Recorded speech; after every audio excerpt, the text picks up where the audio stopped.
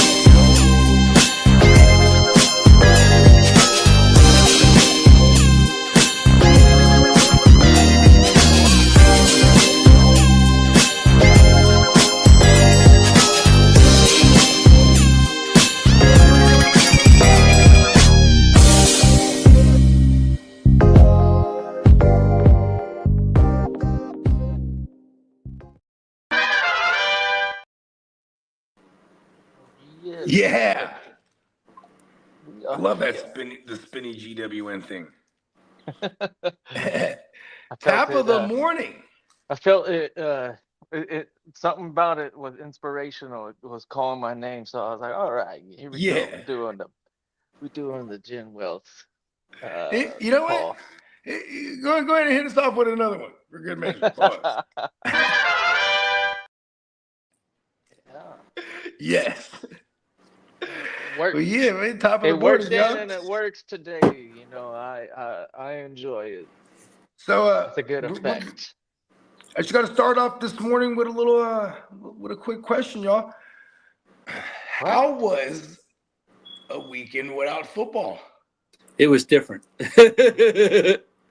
Oh, actually, I mean, like, honestly, I'm a Jets fan, so I'm trying not to pay attention to the ugliness, but I'm awarded with the knowledge and the idea that this team has a plan, and it's not to be like a 7-win team.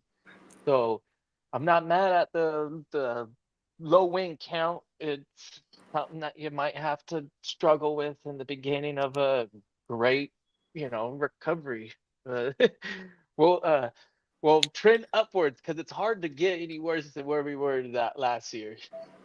Right? So in essence, I was out of it. I clocked out a long time ago with my with my true team emotional, outburst. And then fantasy wise, that's the cool thing about Sundays is that hey, it's too late. So they're playing, and if you didn't make the right move, that's on you. Uh, doesn't matter Right? what happens. I just have to deal So with the speaking of facts. last Sunday, happy birthday, kiddo. Yeah, it's the Catman's birthday week. Let's go. Yeah, I entered my last year of the 30s, so uh, I'm fortunate. I feel lucky to Lee's be been where I am 33 at times. after 39 He's years. been 30, he's been 130, and he's been 230. He definitely has some He's sort of 300 years old. uh I'm ancient. he is an anomaly in a sense. I haven't quite figured it out. You think he's an alien? I think he's kind of a cyborg, maybe. I don't Yeah, he's know. like Some sort of I think we settled on. I think we settled on a cybernetic robot from sometime in space, right? Definitely yeah. alien to this Earth, Hey, but shout out to the chat, man. We got a couple. yeah, Yeah. man, let's shout the JD in chat the out. building. We got the What Young up, Gucci. in the Chase? motherfucking building, and then Jumbo in the building. What's Top up? of the Hi, morning to Khan. you. Yeah, You know he that said he'll merch be is calling you later, fire. Bogey. Yes, Yep. yes, because Jemo, you're going to Vegas, and I don't give a fuck what you say. You said it, so that means you're going. Man, okay. Well, he said call you later, Bogey, driving around looking for a briefcase. So, Come on, yeah, there you go. Sam's tonight. Love you, Jemo. Yeah, Happy New Year, yeah. brother. Hey, and that Samsonite is no joke. That's quality product. That's some quality shit right there. Hell Yeah. yeah. Um, luggage He can get said, beat up real fast. I That's remember why in Denver, though. In Denver, he's like, "Oh, look on the briefcase. Oh, Sam's tonight." I was way off. They're trying to look it up in the fucking phone book. Those things The were not frequent cheap. flyer. He's like, it lasts I all remember back in year. the You're day, like, you used to have all to put your year. name on something up. Like, say you got school or stuff, and you lose your hat, and the motherfuckers somebody else is wearing it. Like, oh, it's Bro, my I hat. don't Like, know nah, if bro, you've seen it. Yeah. right there says my name in it. Hey, you seen how they treat the bags, right?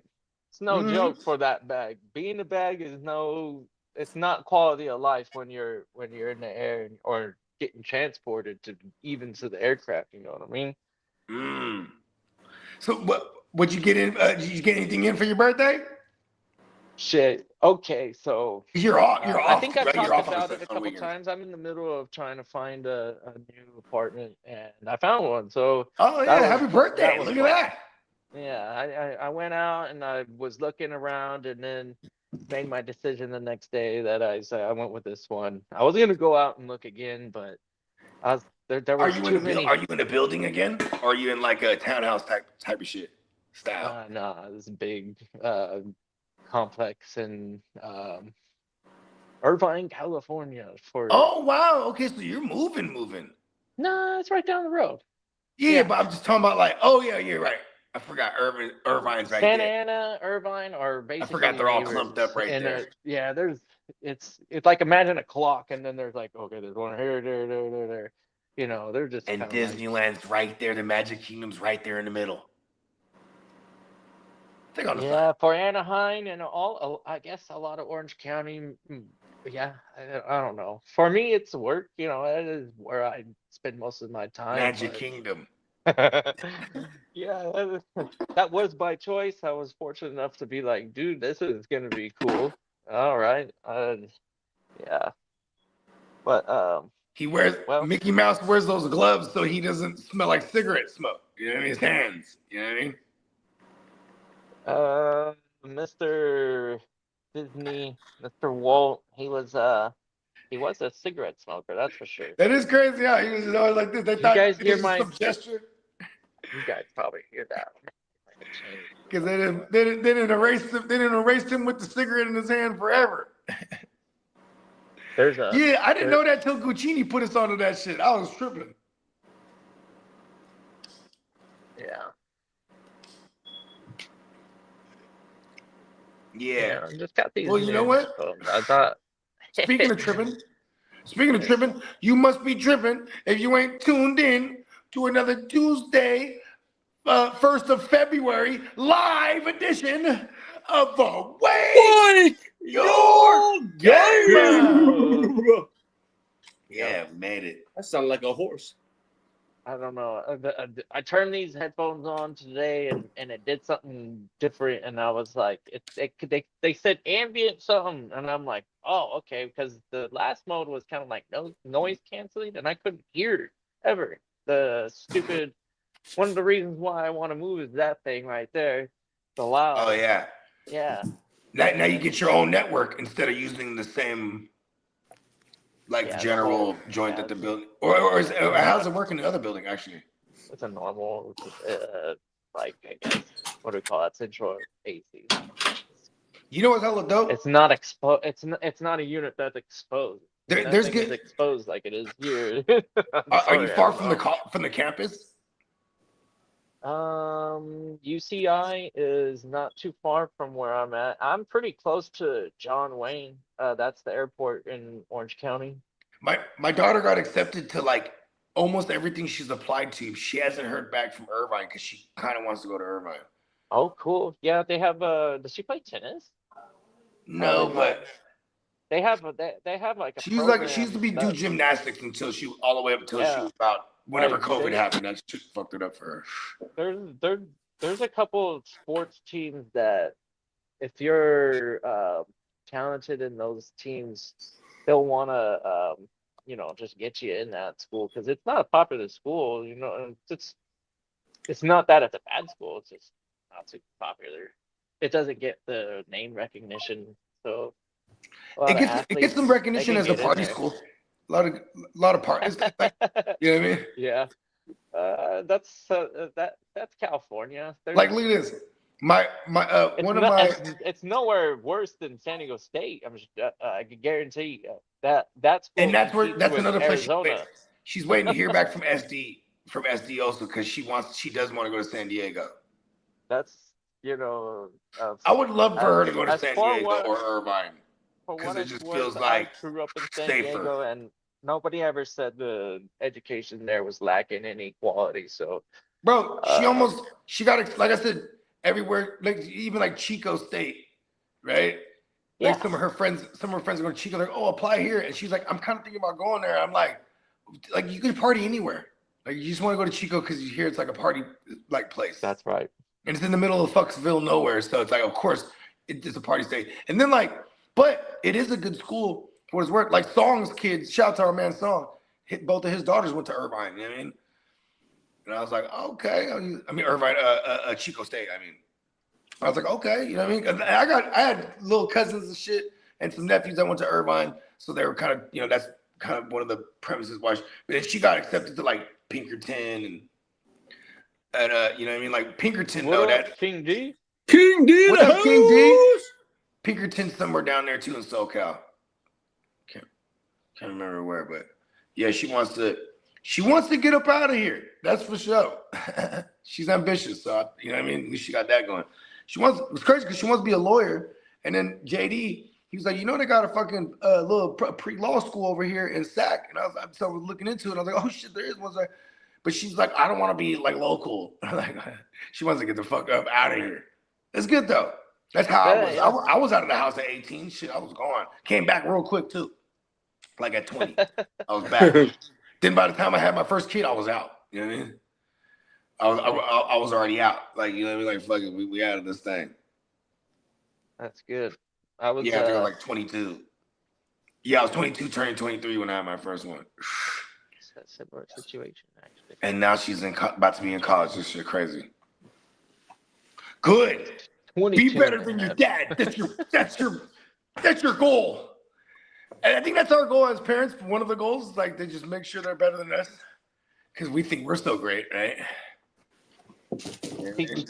Teach them what's right and what's wrong, and hopefully you can help guide their, I guess, their way of, maneuvering the environment. I don't. So look, do you remember? You ever seen that movie Knocked Up? Oh hell yeah. Knocked up? No, So I don't no, think so so. Knocked Up. Maybe. It was Seth Rogen. That guy. Seth Yeah. Rogen. Anyways, he in the movie the premise is, what I'm saying, he's a 23-year-old kid, and he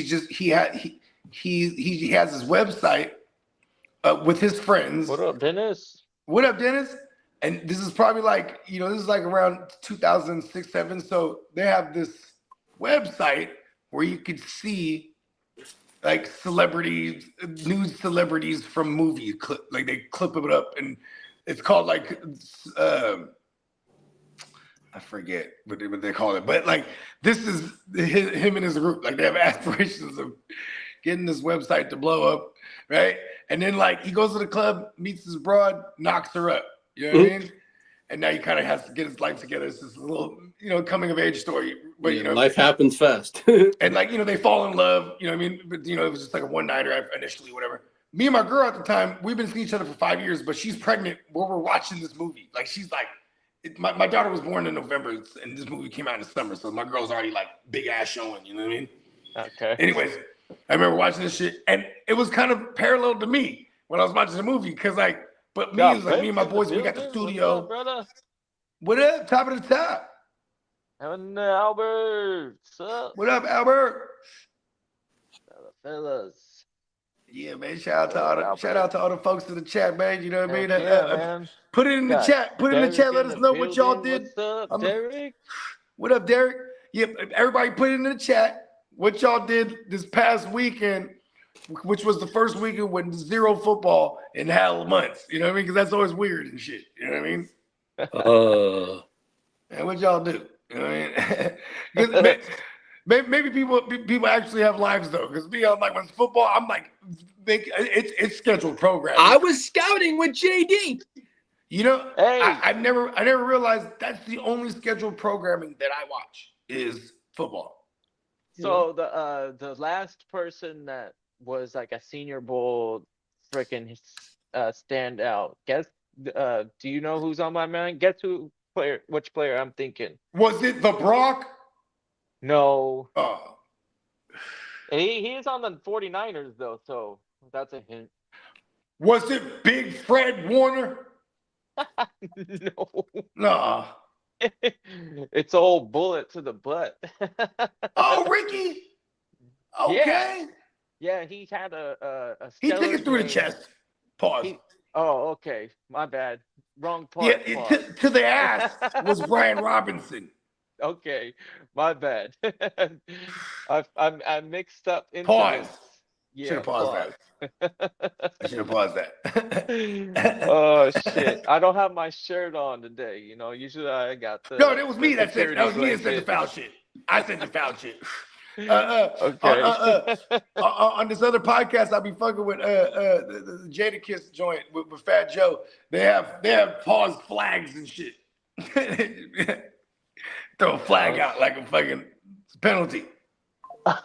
Yeah, it looks like we got some chores done in Bakes' house, and Nice. he sat in the corner and cried. I don't know. I'm sure you got some shoveling done in the morning. That Minnesota lifestyle in the winter is no joke. You ain't lying. Derek, No, I'm all set on that though. he was watching Teo and Shakur fight. Oh yeah, I heard Shakur whoop that ass. Okay. I didn't watch that. You know what's funny? I was talking to Derek that morning, and he was telling me about the fight. He's like, "Oh, it's a big ass fight." I'm like, "Oh shit, I'm gonna watch this shit." Dumbass forgot right after that combo. Woke up the next morning, and watching all the clipped up shit people talking about the fight. I was like, "Oh, fuck, I missed the fight." Yeah, there's been some good ones, some ass whoopings. I was watching a short, and it was bare knuckles, and man, that's the brutal. cranium just got destroyed by a big right hand, and like you've seen his face collapse. It was so strange in slow motion, high definition. You saw his face collapse. like when the face was going, or like when the fist hit the face. It was Bro, just that's lacerations, bro. Bare the knuckles. the nut the strike, that type of impact, when it breaks the bones, it's more of a blunt trauma. So it's not necessarily like breaking the skin. It's actually like physical. Okay, No, this no, guy I'm just has a talking about in strong. general.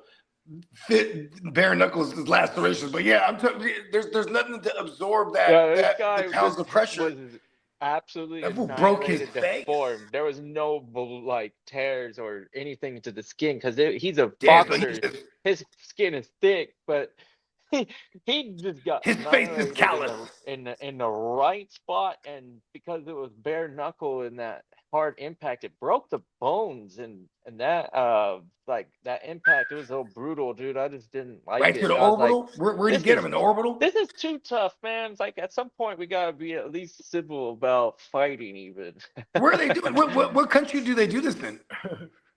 Bare knuckle fighting is I don't know. That's a good question. It's I done never on the thought about it like rooftops that. and in the back alleys.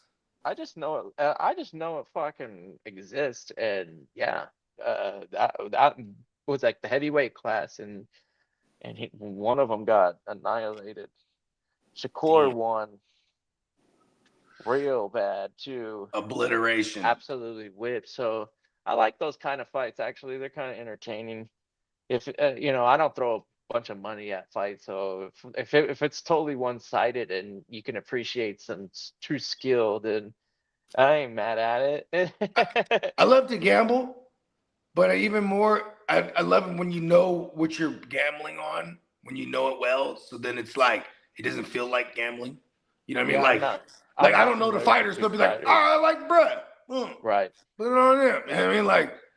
But it's like that's why when I always argue with people when I say, well, fantasy is gambling. It's like a form of it. I'm like, because you maybe technically because you have money on the line, but it's like it's not poker or blackjack. You know what I mean? Like there's unpredictable variables. You know what I mean? So there's somewhat of a skill set here. Like, okay, this guy versus that defense, or this guy. You know what I mean? Like there. I don't know, but it's still going to be categorized as gambling no matter what. I still argue people to the death. Yeah.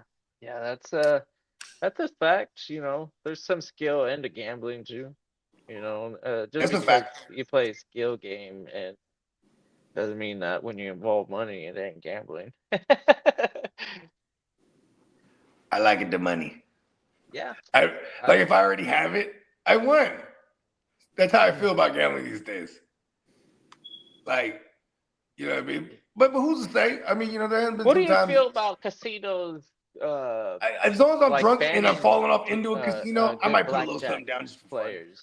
Like how about that? What do you feel about that? A good blackjack dealer getting banned from a casino because he's sitting there just like fucking beating it because they're or pause. Like what the You ever what heard the of Phil house Locke? odds are? They don't even exist to get to against these guys.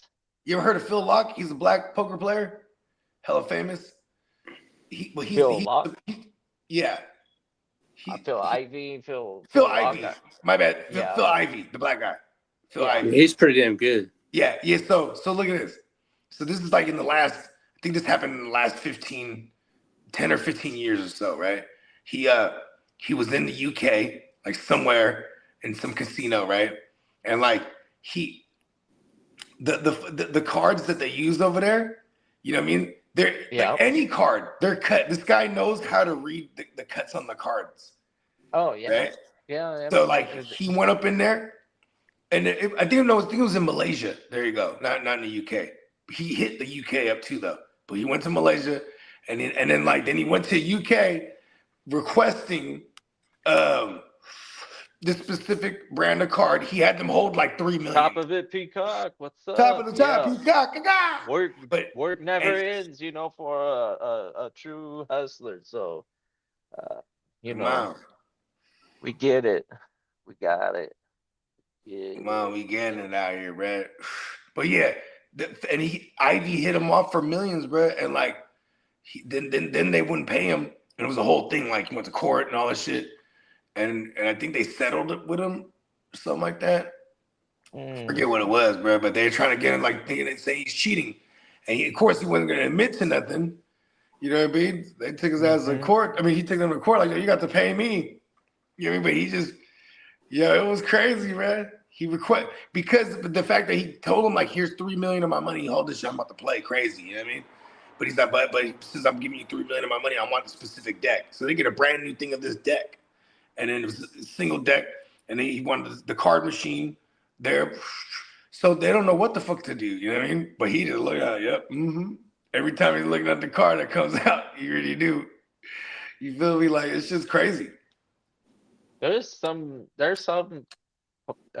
players that can really narrow down the odds and almost kind of can predict what the card counters. The draw was going to be on that number of cards that need to be drawn, and they'll outs.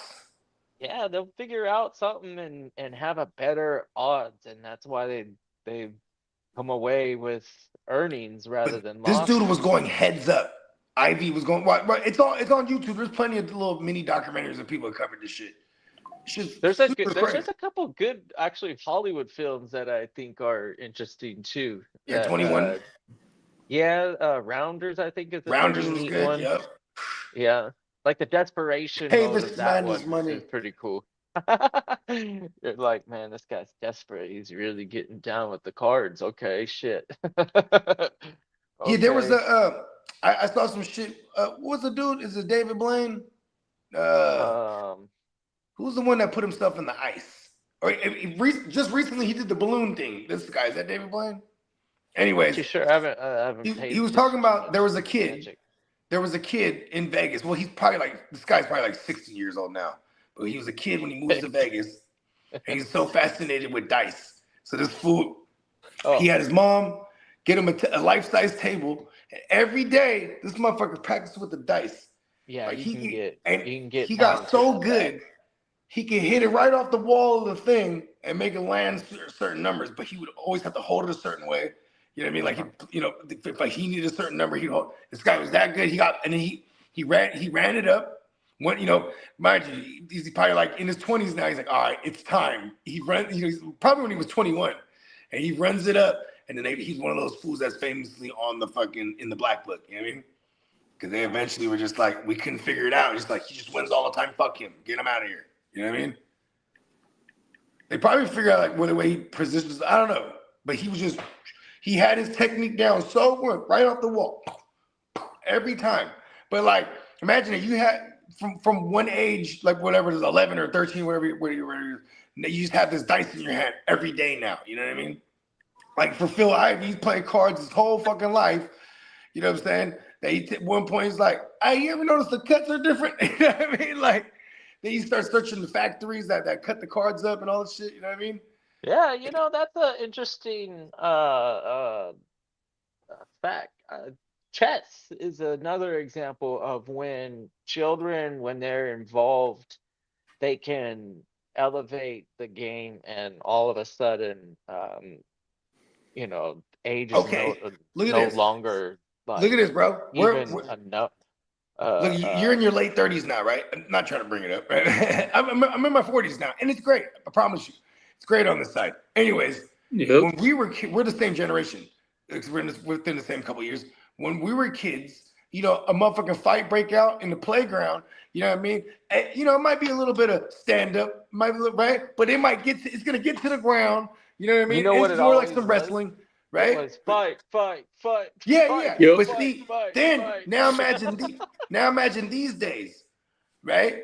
Like kids ain't ready for leg kicks. There's kids that are busting leg kicks out. They're training MMA now from as a kid. I'm Ultimate Fighter. That shit came out in the early 2000s before Ultimate Fighter, right? Mixed martial arts wasn't really. You had UFC in the early 90s already, and you might have had some mixed martial arts dojos, right? But like for the most part, it wasn't until the early 2000s when it exploded. So now you got kids that were born that were maybe like born in the year 2000 and then raised up as fighters training MMA. These are the guys that are fighting these days. You know what I mean? Now they're 25 years old, 26 years old, right? You know what I'm saying? Like they've been fighting, if they've been training MMA their whole fucking life. It's different Yeah. when you Skill get someone. level-wise, they Yeah, like definitely have an advantage because the experience that they were handed is finally generational. It's like, oh man, this guy taught me, and he learned from this guy and that guy how to like really kill for real. somebody on the ground and That's how it used to inside be this with ring. jujitsu. Because Before that's the how I explosion of feel that MMA. whole MMA thing is. It's more or less how can I kill my opponent, without a weapon. Facts. Really? I mean, There's a like, ref to stop it, right? Like, don't kill him, okay? dude, like fools that are like super dope at jujitsu, like, you would never even know. You know what I mean? You might fuck with this dude at the bar and start some shit. You're You definitely push the gonna dude. This fool will break choke you out with your own shirt that you're wearing. something, You know what I mean? or a ligament is going bye-bye. For real, That's something's definitely getting a broke. fact in that.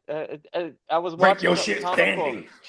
There was it kind of evolved into this guy. He was doing the Karate Kid Karain thing, and then there was another guy just like straight to his ass and just like kind of like does one of these things. He's waiting for you to like roll. I'm like, what the hell? That's not even fighting at that point. It's like, what am I?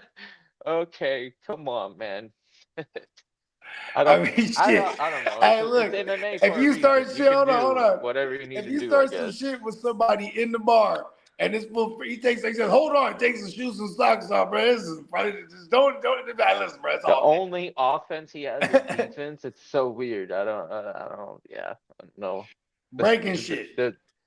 At least at a competitive level for some of these guys, it almost Hey, looks look, like their you best don't never offense see is it. defense. Only Steven Seagal was the one that ran around like, I'm a black belt in Aikido. Ain't nobody fucking with no Oh, nobody Aikido, ain't bro. fucking with Aikido. Nobody That fucks with no Chuck, Aikido. Chuck Norris already squashed that fucking thing a Yeah, that long is time more like ago. a show. Aikido's more Chuck like a Norris was show. the first one I think that might have come out and said, "Nah, that motherfucker's a fraud and a liar and a con artist and he ain't shit." And Yeah, because honestly, Bruh's you a world won't fuck champion. with Chuck Norris because Chuck Norris, the world that's champion, not a bruh. lie. When all those things that you ever heard about Chuck Norris, and you know what you've heard, it's all true, 100% of it. All of it. It's all true, dude. It's all true. Chuck Norris is You ever badass. seen that joint? Remember the joint in the movie when him and Bruce Lee went at it? It's dope because they're in the dojo, and before they go at it, right? They're like stretching and doing all kind of shadow boxing. And they're doing their own thing for like 10 minutes in the movie. And then after they're warmed up, they get their stances against each other, and then they go at it. It's fucking badass. I'm sure they sparred pretty good a couple times, but I gotta say, pound for pound, there's no way Bruce Lee's winning that fight.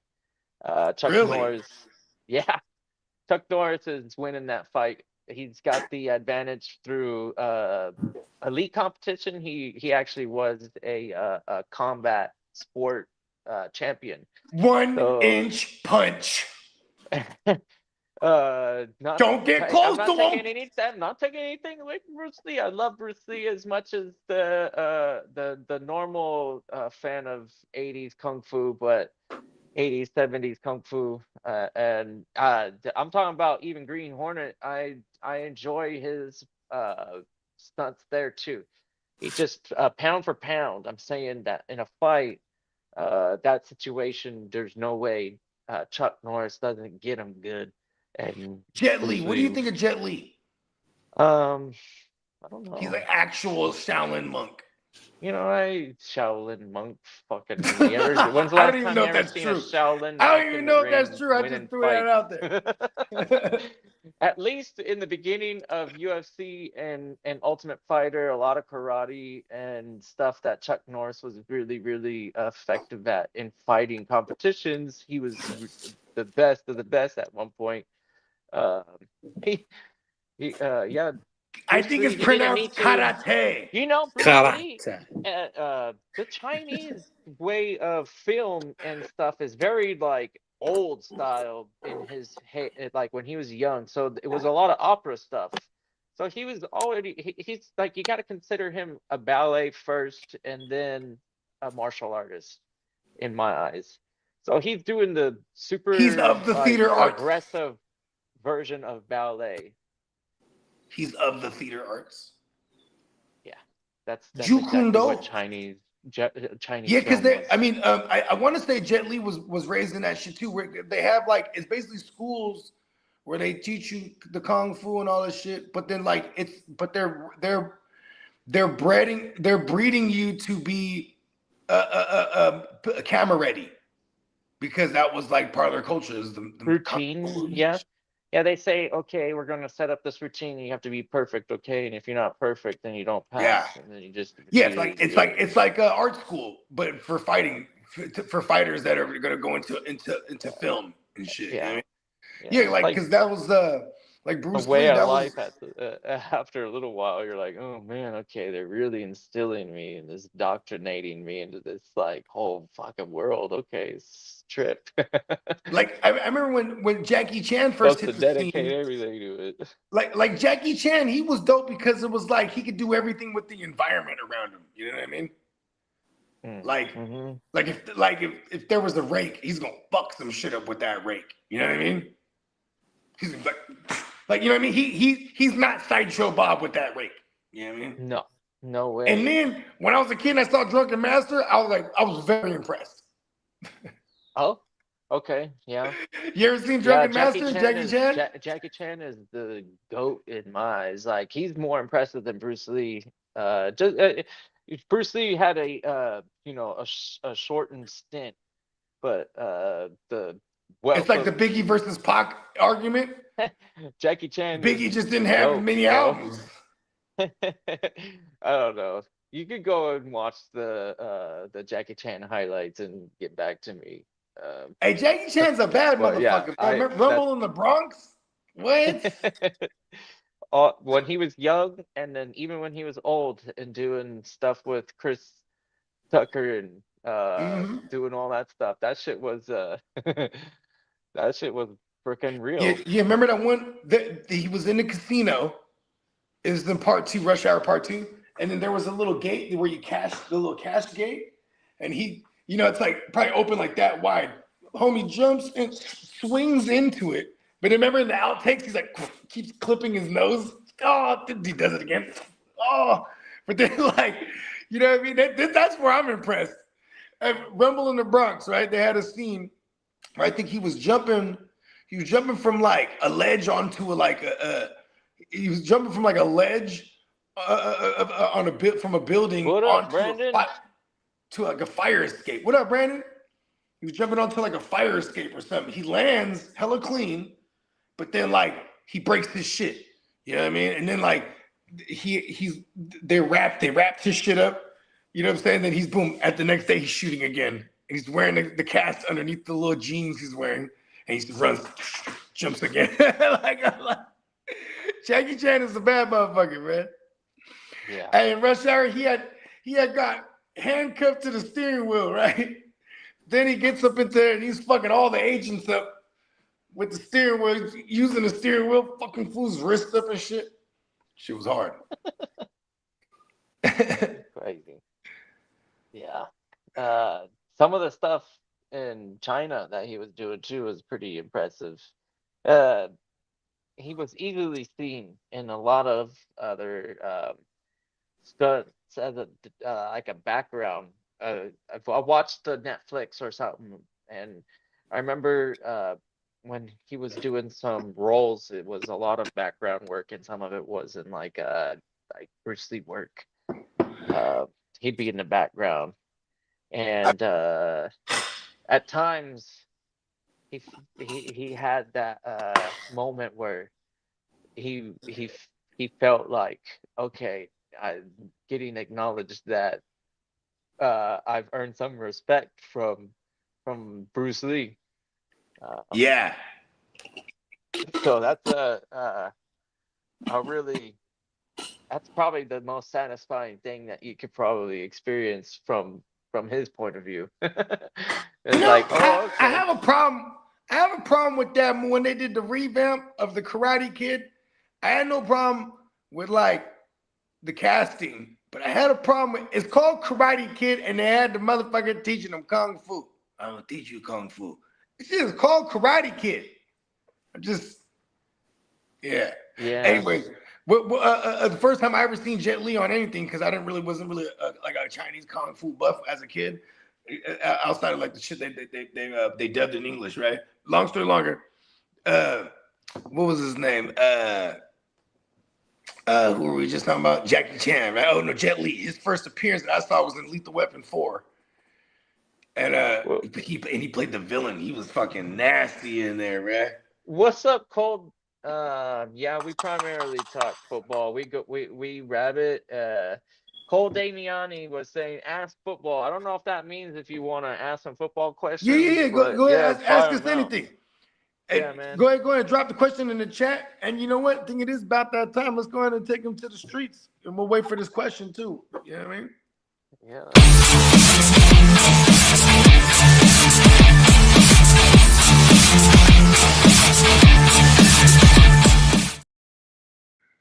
Fellas, and happy Tuesday. Hey, top of the top. Top. The ears, man. What you got for us? Well, let's see. I got some trade rumors and some buzz. I got some good stuff. I got some 49 news that got like tonight too. Today. Well, we talked about it on Friday that the Ravens now are picking up and gonna have some exploring potential trade with the Bears for DJ Moore when they can. So we know that. Yeah, March. Yeah, that's March 12th. Or before March. Well, the 10th is and then the 12th they can start signing, I believe. Yeah. Do you think anybody jumps in and interrupts this conversation? I think there'll be multiple teams in there. Right? I mean, does this drag on, or are we talking New England also? I could see Tennessee also. Because Diggs is only there for a year in New England, you know, and he's only going to be a year older. So I could see them still sticking with the veteran route and then, you know, trading for a DJ Moore. Watching that press conference last night, did you know what Diggs said? The team that he almost went to was Denver before New England. But because there was a correlation with someone he played with in Buffalo that was on the staff. But then I guess New England ponied up a little more money. He probably was like, let me go play with Josh Allen. Yeah. I mean, Josh Allen, what is it called? Drake May. Yeah. Yeah, because here's the thing is like, I would have looked at that Sean Payton situation and been like, man, I'm going to fall in the woodwork. Like that. That's going to be interesting. I'm pretty sure JD, he probably knows this offhand already. But the target breakdown to those receiving options, you know what I mean? Because you had the Franklin streak, you had the Mims streak, you know what I mean? Cortland Sutton was very spotty, you know what I mean? That's probably why Diggs was like, I'm gonna go somewhere where I could actually be a number one. Yeah. Well, this one was kind of crazy. There's early trade buzz surrounding Vikings Justin Jefferson because he's not happy with the quarterback situation. Exactly. And I got to echo. Shit. And the Raiders are viewed as a team to watch. To Justin Jefferson? Yes, sir. Don't do that. Well, he's not happy with the quarterback situation. And but here's the thing: they're not giving up that one overall. No way. Oh, hell no. Hell no. I wonder what it would be then. Now. Interesting. The Tennessee. Did you guys see my actual natural reaction? I just hate it. No, I hate the Raiders. Now the new look Tennessee Titans are monitoring a potential move for 49ers tight end George Kittle. I mean, he's done right now. Yeah, well, here's the thing. He owns a home in Tennessee. He has a very close relationship with Robert Saleh. And they view him as a very strong mentor. A very close relationship? How? I allegedly. No, I'm just fucking with you. Anyways, yeah, I saw that. I mean, yeah, there was Tennessee trade rumors with Kittle for the last few years. Ever since he bought that place, He has like Yeah. a big ass compound, Yeah. or like he think he built it too. Yeah. Shout out to George Kittle. He does. Now, as for the Titans, He does what? What'd you say? My bad. I missed that last one. No. I know he has a large compound out there. I know that because he does. Oh, Like, he does. Oh, that's what you meant. Okay. Yeah, I and I know I was like, what? I know on his farm or whatever he has out there, he produces, I guess, stuff off his farm. I Milk? believe I saw that. Yeah. Well, as for the Titans, are expected to shop for a true wide receiver one. AJ Brown's name has been mentioned as. Oh, he's just gonna bring him right on back to Tennessee, huh? Go to take Brandon Ayuk from us. Yeah. Come on. Not. Yeah. Well, as for the Come on, Jaguars. Salah. Yeah. And this just in, Salah does not have a very close relationship with Brandon Ayuk. Yeah. Well, as for the Jacksonville Jaguars linebacker Devin Lloyd, he's likely to hit free agency. I wonder where he end up going. Niners, Jets. These are all places that like could needs linebacker. You know what I mean? Who is that? Devin Lloyd. Devin Lloyd. The Rams. You know what I mean? Because if Landman he does only fit a certain defense, I think. That's what I'm saying. Mm. The Vikings. Because he's not the best player, but if he's in a role that he doesn't have to be a captain and stuff like that, I think he's not I don't think he's ever played middle linebacker for Jacksonville. That was the primary goal with him. Yeah, because then they had Olakun there. Olakun came in probably, was it at the same time? The same year, when he was a rookie. Yeah, because Devin Lloyd, he fell off. He the was earth the in year. Jacksonville. He wasn't really a thing there. Yeah, Devin Lloyd was the year after the 21. I think he was in 22. He was drafted because he was also a first rounder, but. It was Jacksonville. They had just took Etienne and Lawrence, or Lawrence and Etienne in that order, that year prior. So then they didn't pick up Bruh's 5th-year option because that would have been this year coming up. So he's free to go. I wonder if he's restricted. How's the echo? It's is there any? Okay, cool. I have nothing now. Now, as for the Cowboys, they held preliminary extension talks. There's another one, the Cowboys, for Devin Lloyd. My bad. Go ahead. Yeah. Well, the Cowboys held preliminary extension talks with running back Javonte Williams, but talks paused because the Williams has to select a new agent. Talks paused because he said something inappropriate in the meeting. Yeah. Now, as for Gang Green, the franchise tag potentially is in play for Breece Hall. Be 14 million. Yeah, so I think And I think a running back would be very happy to do that. He just wouldn't be happy with the security of his future being a running back when you get older. Yeah. Now, as for tight end Zach Ertz, he's looking to continue his career after his ACL injury. Good for him. Yeah, because that shit happened hella late, like week 16 or something like that. Yeah. Now, as for the Broncos linebacker Trey Greenlaw has been named as a top cap casualty via Bleacher Report. He played only 58% of the defensive snaps. He's coming back to the Niners. Let's go. And would save about $6 million if he's released. Now, I could also see him going to Tennessee to follow Vrabel, or even joining the Texans. Yeah. Dre Greenlaw, I could see him doing that. As for your 49ers, they could free up $15.7 million by restructuring Trent Williams' contract. It's gonna happen. Yes, sir. And hold on, everyone's getting more money this year too. The cap's going up, so it already is. I mean, when you look at some of these numbers, they might be like, "Oh, they got 20-something million available." No, do you have to adjust it? Yeah, I think it's Yeah, well, coming out this morning, Mr. Robert Kraft was not selected to the Pro Football Hall of Fame. And now, I as much as I hate the Patriots, I thought the guy deserved to go in just for what he's done. But you didn't think Bill deserved to go in? Oh, I thought they both deserved to go in. I ain't lying there. That's what you were saying last. That's what you were saying. No. I had that discussion with Mark this morning. I thought they both deserved to go in. So now, For what they I don't know, Mark. contribute to the game. I know what you said on the show. Hating on greatness.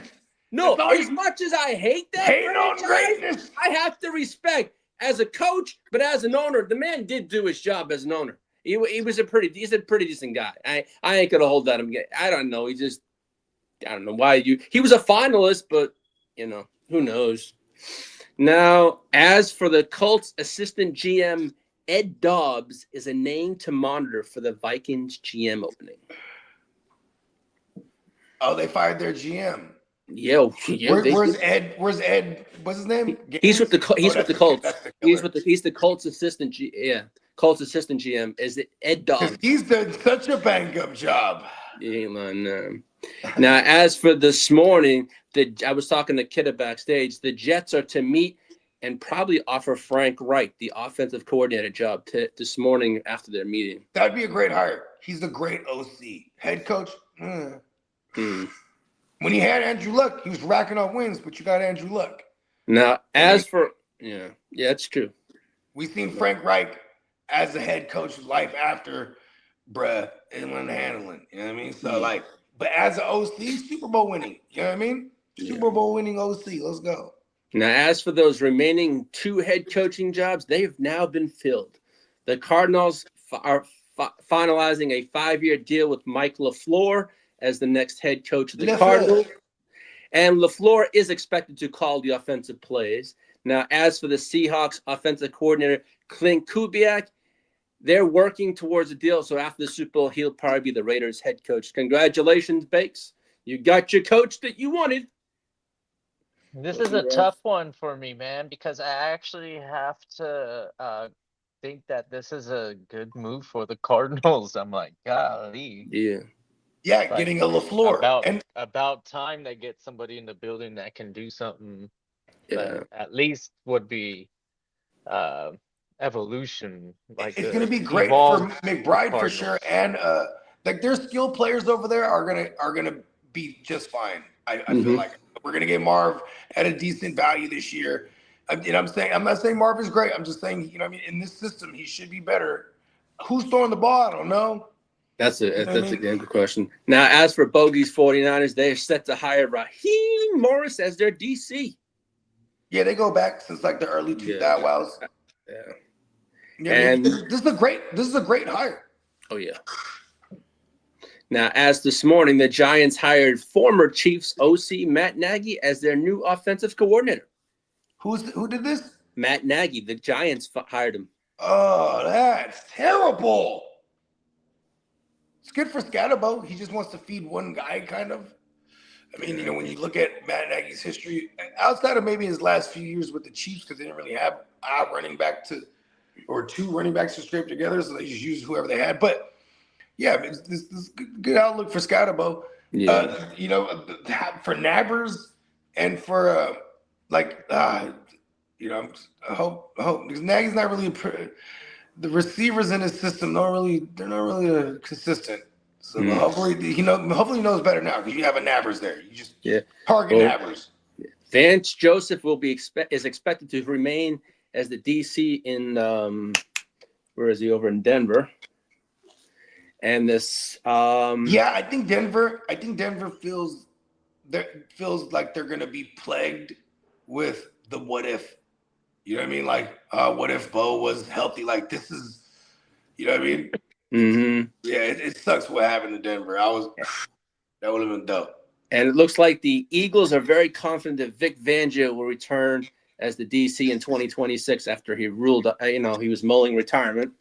Yeah, and I'm pretty sure if the Niners were to courted him, you know what I mean? Yeah. Lee, is September 10th a later start date? I'm sorry.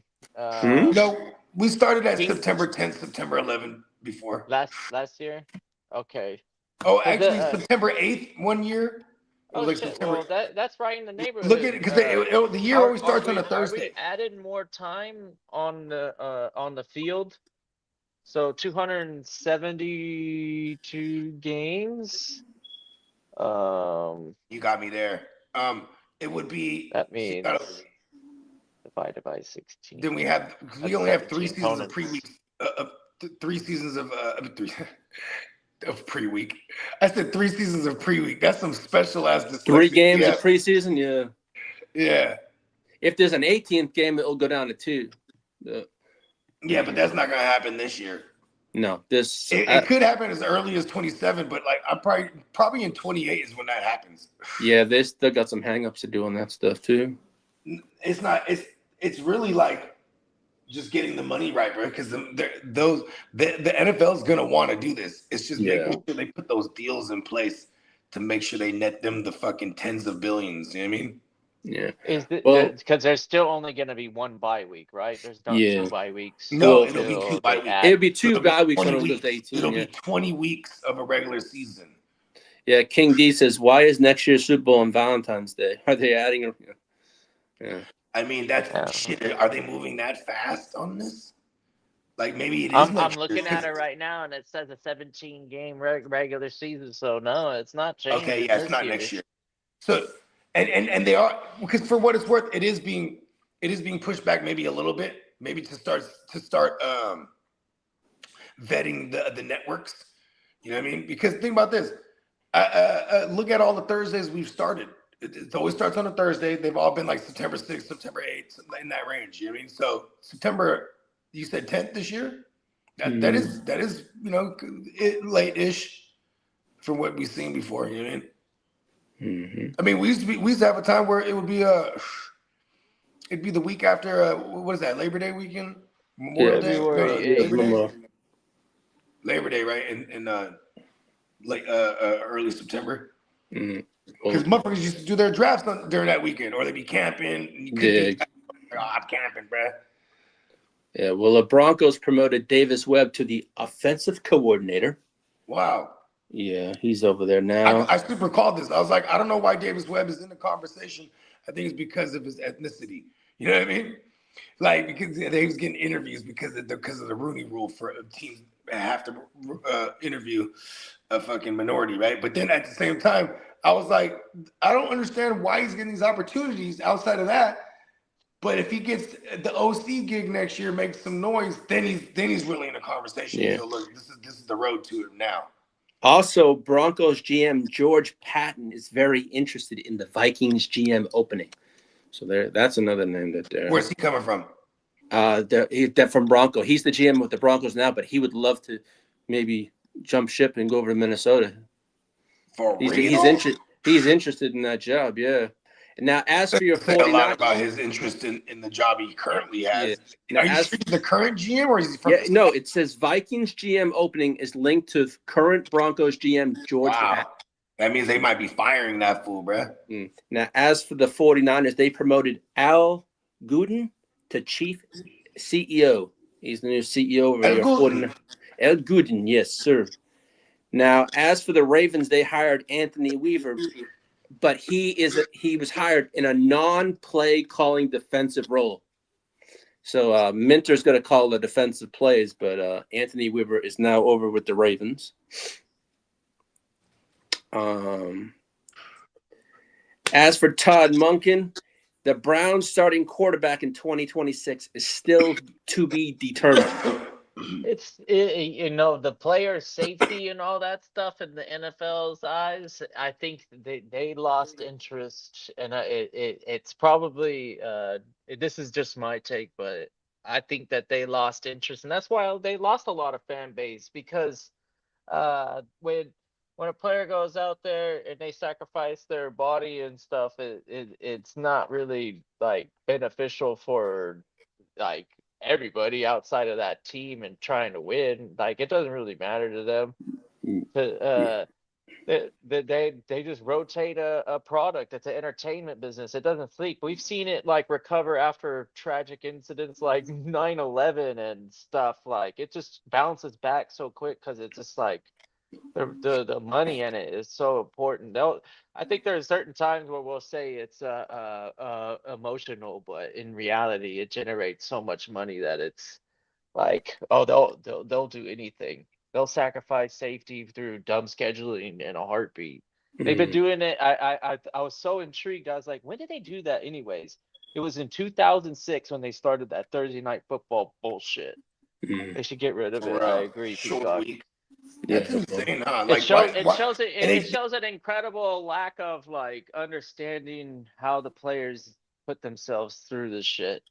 I mean, you know what they should have done? They couldn't do Friday because college ball and not college ball, high school ball is big on ESPN, right? So it's like, okay, we're not gonna compete with that. So they're like, oh, you know what? Let's go ahead and do Thursday. Like, but Saturday probably would have been nice. You know what I No, mean? just having Mm. another game on Sunday would be perfect. That's what the player wants. Might as well just do it. Like have I mean, I'm a just saying for the sake of having a short week, Saturday, fuck it. I mean, you already have a Monday night game, right? Like players that play on Monday and play on Sunday, it's the same difference. You know what I mean? yeah. Yeah, true. They Well, could do 2 Sunday night games and isolate them so I think it Saturday wouldn't. games are badass. Or yeah, have a But earlier start on it's the the West college. Coast. Then that's We competing with actually college too. start earlier. That way, these Sundays could last like almost like how it does in Europe.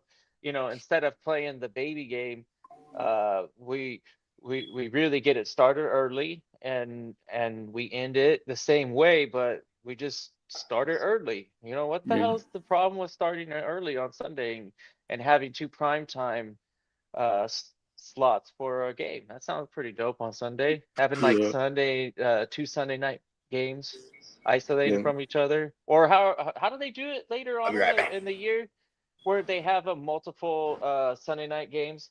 Oh, That's it's not too like bad. it's around week 10, I think it starts. They do the 2 games. Yeah. Yeah, they're profiting probably more off of the 2 Sunday night games than they do on a Thursday. Oh, for sure. But maybe I'm mistaken. I Yeah. know Monday night kills it. Yeah. Well, Seahawks general manager last night, John Snyder, said he'd love to keep running back Kenneth Walker, but that price is going to be up there. He'll be competing against others, I think. Now, as for the Steelers, head coach Mike McCarthy reportedly is in constant contact with Aaron Rodgers. If Rodgers doesn't return, Cardinals quarterback Kyler Murray is a reported Steelers target. Well, whatever. Now, as for George Pickens, says he wants to remain in Dallas and believes his value has increased. Pickens did absolutely do that. I'm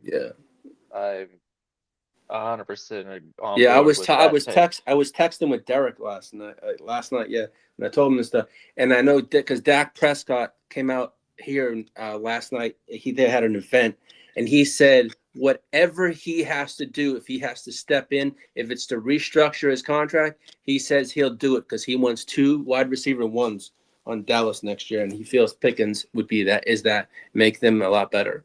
So by signing him, I'm like, so it's like, okay.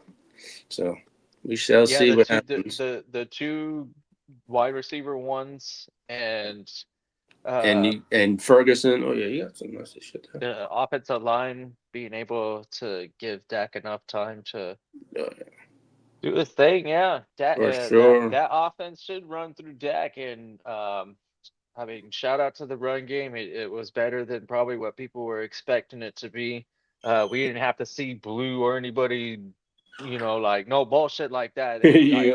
Like Javonte came out and played and did his thing. So yeah, but it doesn't run through the run game there. No. We give it to Dak and we see what he can do.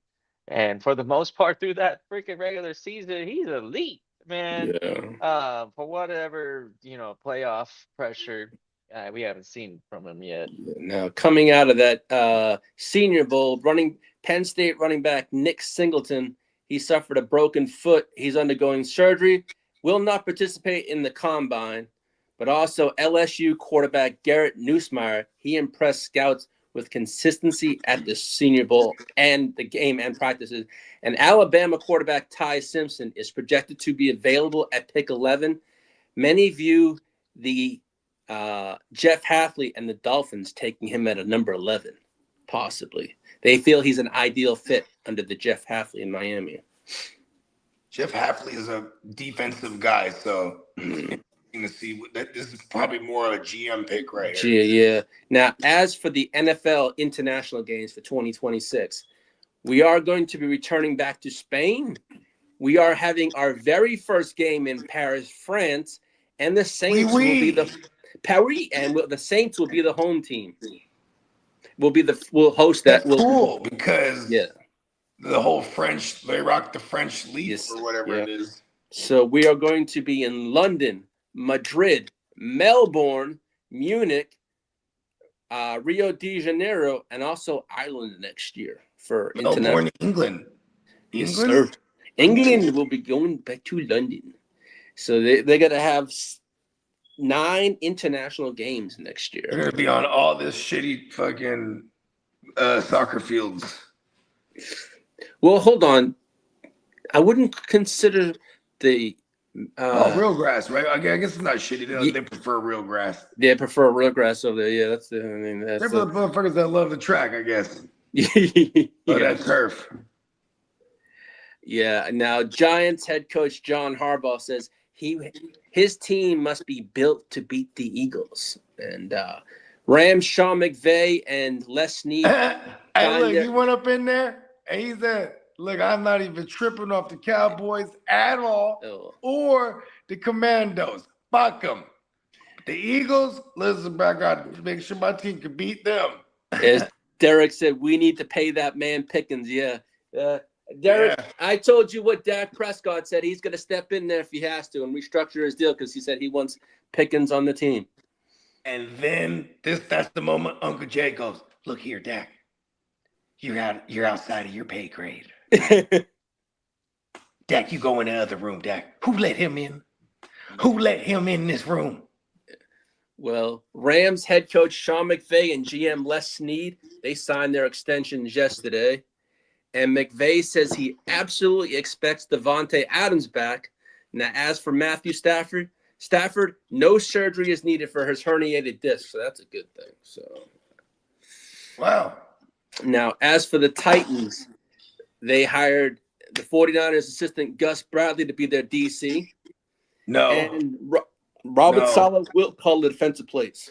You said Did you say Niners? My bad. I said Niners. Gus Bradley was with your Niners, correct? Yeah, but you meant to say Titans. I said Titans are hiring former 49ers assistants. My bad. Anyways, this is like paying it forward. You know what I mean? Gus Bradley's the guy that gave Robert Saleh his opportunities back in the days. You know what I mean? Comes full circle. Yeah. Gotta love it. No. As we were touching on earlier, but the 18-game schedule, the NFLPA and league have not held formal discussions on an 18-game season because a second bye week and roster expansion would be required. So that's what they're holding up there.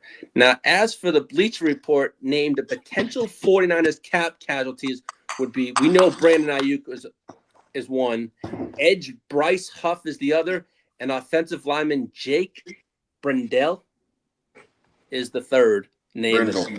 Brendel, whatever name. And as for this is a wild crap. I put in the thread this morning. The Vikings would aggressively pursue a franchise QB if available, and their wish is Joe Burrow if he's available as a dream target. That's the thing. See, the word is available. He's not available. He's not exactly. He's not going anywhere. I don't see that happening. Hey, you know what's funny about that? They do not like. This is why they fired their GM. Because they attached this fucking wagon to JJ McCarthy. And they look at the Niners. We were in the same situation with Trey Lance. We jumped ship after 3 seasons in. By the 3rd season, he wasn't even, you know what I mean? It was like, okay, you have to compete for this job. We're not just going to hand you this shit over. And then that was it for him. You know what I mean? Yeah. Now, Roger Goodell last night hints at more changes could be coming to kickoffs and punts. We know about the Commanders will have strong interest in Ayuk if he's released, so we already knew that because of the correlations. Now, as for the Chargers, Giants, and 49ers are linked to Tyler Linderbaum in free agency. Now, as for Peacock's Texans, guard Ed Ingram's free agency market is expected to be in the $15 to $18 million per range mark. So, and now, as for the 49ers, Kyle Shanahan, he believes Richard Sherman would make a great NFL coach when the time comes.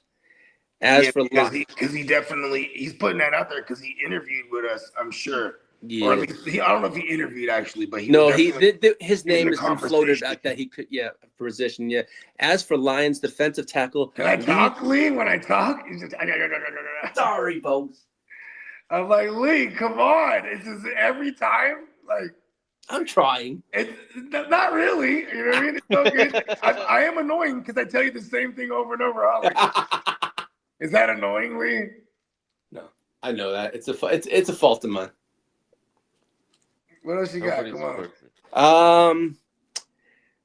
Lions defensive Levi, I can't pronounce his last name. That's forget that. As for your 49ers, owner Jed York said this morning he will build Jerry Rice a statue. He is the original GOAT. Let's commission it, JR. Whenever you want it, we got you, bud. And that was via the Up and Adams show this morning with Kay Adams. Let's go. What the fuck is the hold up?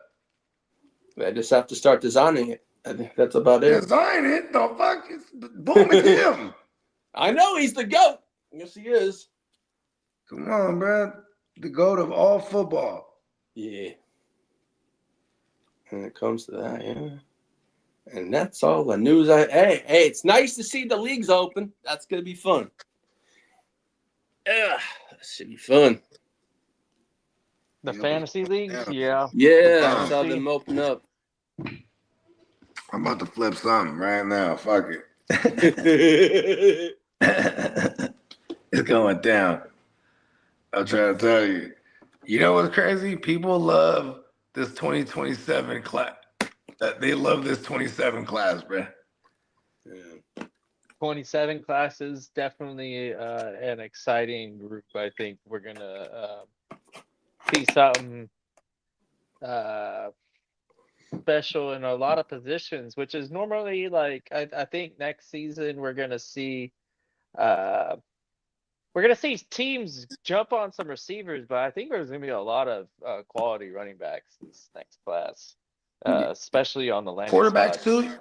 Quarterbacks I'm not- and wide receivers next year will be nice. I mean, I said it quarterbacks I- too, as in question mark. Like I wasn't saying as no, a I don't declarative think so. statement. I think that the cream of the crop is pretty good. I think Mendoza could probably No, that's be- this year. I'm talking about next year. Oh, 27. Yeah, that's the quarterback class for sure. Because look, we got a Drake May and a Bo Nix and a Jaden Daniels out of last year or out of 2024's class, right? 27 LSU. Like, you know what I'm Let's saying? see. You got to go back to 2020 when you had some, another good influx of QBs that are still around. Like, from Herbert, Burrow and Herbert. Jalen Hurts and that one, right? Jalen Hurts is in that one. You know what I mean? I mean, Tua's in that one, but, for what that's worth. Because, like, In Newsmeyer, Garrett Newsmeyer. Yeah, he's making some noise. Yeah, we'll see. Is he actually he's entering 26 draft, Senior Bowl. That's why. Okay, yeah, he has to. He stayed. I think he's pretty interesting for this year. 27. Who's 27? Outside of Arch, of course. 2021. You also had Trevor Lawrence too. Who else on the 27 quarterback list are we supposed to be paying attention to outside of Arch Manning? I don't know. That's why I'm asking. We got because there's a bunch of teams that right now are they going to depend on this quarterback carousel? You know what I mean? Like, is Mac Jones going to revive another organization that needs a QB? Is like who else another. You got the kid from Ohio State. Think of Julian Slayen. Yeah, he possibly could come out. I'm not sure if is he. Yeah, he possibly. Dante Moore. Dante Moore, who went back to school. Nico Iamavaya. I don't. He, he did look okay. I don't know if I'm super Sellers though. That's the one. There's a I kid think here in Texas, not besides Arch. I think it's Texas Tech. I don't know his name. Dante Moore is frequently cited as a top contender, of course, according to the AI overview, which I don't know. I I think it's watched a lot of Oregon, whatever. That's just the way that offense rolls. I don't know. You have to really be impressive. I think but you Sellers though sometimes and Newsmayer News or yeah, Meyer. no, Mari, yeah. And you got Yeah. you also Jeremiah Smith, and you probably have Ryan Williams coming out of Alabama for receivers. And then the late round flyers might be more interesting than some of these top prospects. Uh, we'll see. Who knows? Yeah, for sure. They're Yeah. There's it sounds like there's no lack of prospects, and then of course we've got these quarterback workouts that are gonna the um combine, yeah. Boost yeah. these schools stock up. Yeah, that's when I start paying attention when we start to get enough current footage to go along with the highlight reels to, and then maybe the consensus prospect of landing spots is also dynamic for all this. We don't uh we don't know where they're going, so that's another big uh facet on this whole draft classes. Wherever they land is a big important key to their fantasy um, future. It's like DJ Moore. He for a long time, him and Mike Evans were the two reliable pieces for the last probably 8 years. DJ Moore definitely fell off a little bit, but I uh, don't, DJ Moore good. didn't really get on until like Chicago days because DJ Well, Moore he was in there since 2018. You know what I mean? With Cam Newton he, wasn't the greatest. the only reason why I compare him to Mike Evans is that every year he got really close to 1,000 at least, or over 1,000. Where Mike Evans Oh, was that's a the one fact. that was actually getting the thou A well. thousand, yeah. 10, DJ 10 Moore years was straight. like, damn, he was just that close or whatever. Yeah. Yeah, that's the type of run that he's had anyways, and I've that's all right. I've been able to utilize DJ Moore on some winning fantasy squads. That's for sure. You don't need to have that thou Yeah, wow as long as he gets he's some not your one. touchdowns. If he's not your number one, I love having DJ Moore. If he's like, Well, especially if it's by 3, 4. Yeah, this just came yeah. out about 20 minutes ago. The Raiders are a potential landing spot to watch if Jim Schwartz gets out of the deal with the Browns. He's trying to get out of his deal right now. Wait a second. He's not there anymore. They hired a head coach, right? They didn't get rid of him yet. No, he didn't get rid of him, but they want to keep him there, but he doesn't want to stay there I mean, after being here's passed the over. thing. It might not even be guaranteed. Like I know you said finalized, but a deal, but that hasn't been signed yet for Kubiak. So like like I wonder what the Ravens are going to scramble. It's probably going to be like a Kingsbury or a fucking Jim Schwartz. But I can also see Jim Schwartz being a DC now because the spots are drying up. Like the Niners, we got Raheem Morris, which I'm very happy with because I would have loved Jim Schwartz. If not, but I guess that's why he wasn't shopping around in the market. He was trying to get that head coaching gig. He's probably going to end up staying there. If Kubiak does get the job or takes the job, because I'm pretty sure it's already offered to him, and then like I mean, what maybe he brings in Jim Schwartz as his DC. Hmm. You know, Brady has something to do with it. Brady's lost the Super Bowl to Jim Schwartz. He probably has a high level of respect for Jim Schwartz. You know what I mean? Like we got to get him in here to some capacity. I mean, Jim Schwartz with the Max Crosby, that'd be fucking nasty. You know what I mean? Yeah, that's true. Yeah. That's true. Max Crosby on the stunts. Yeah, he's a technique guy. He kind of can be packaged into some stuff, but he's really good at beating just you know, Yeah, just outright destroying fucking someone yeah, just with technique, the I guess, same is speed there and and all that stuff. Yeah, you want to have him on the edge more than trying to get kind of fancy. I guess you could probably use it in some sort of like, okay, if it's an obvious passing down situation and and start to get creative. So yeah, they would I don't know though, that like usually they just kind of just like run what, four? Don't they like run four and then drop back uh um into coverage? I don't know. Yeah. What's Jim Schwartz's style of defense? was a 4-3-2 Hmm. 4-3-2? Yeah. or Yeah. Rush 4-3 as four, well. man. Yeah, rush four. That's cool. I like that. That's my preferred, actually. I love the 4-3. A natural linebacker and then getting fancy with the outside blitzes.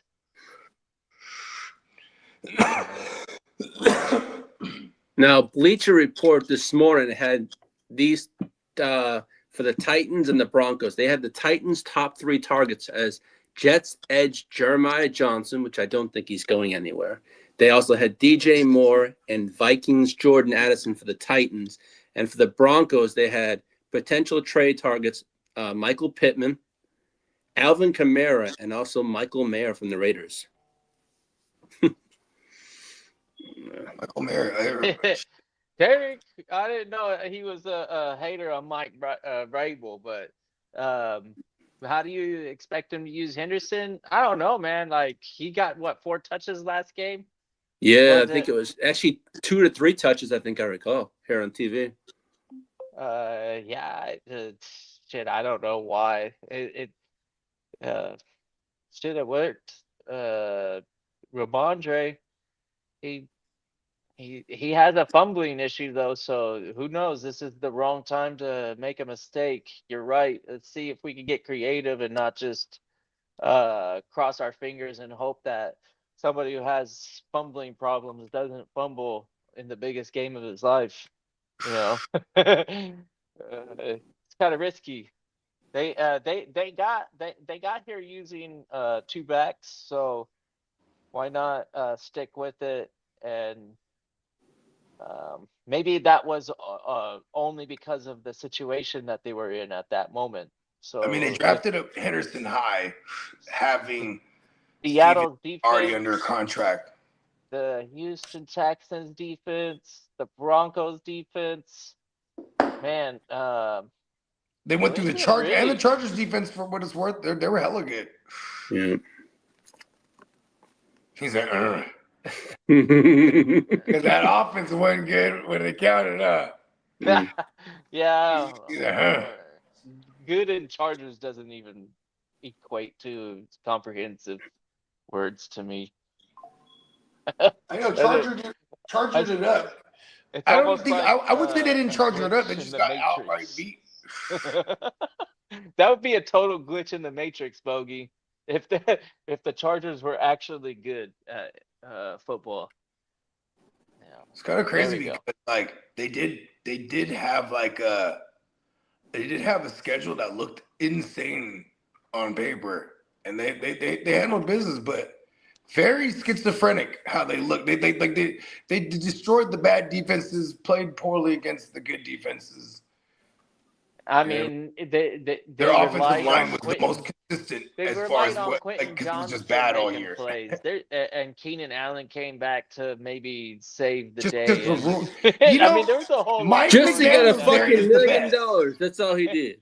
Mike McDaniels there is There's the a whole shit lot for of lad. things that the Chargers did that I'm What's like, that, oh Bugs? yeah, they're still charging. I said Mike McDaniels is the shit for lad. Oh, yeah. Like he's gonna be that Waddle role. You know what I mean? I love this. Pepper. The Waddle roll, I'm not super excited Well, though. If you're Here's why I am. Is because what happened was A-Chan became a thing, and there was no Tyreek, so they moved Waddle out wide. He could play out wide too, like how the last year's regime was trying to put Lad on the outside more. Fuck that. You know what I mean? Keep him in the slot predominantly. That's what Mike McDaniels is going to do. I'm sure of it.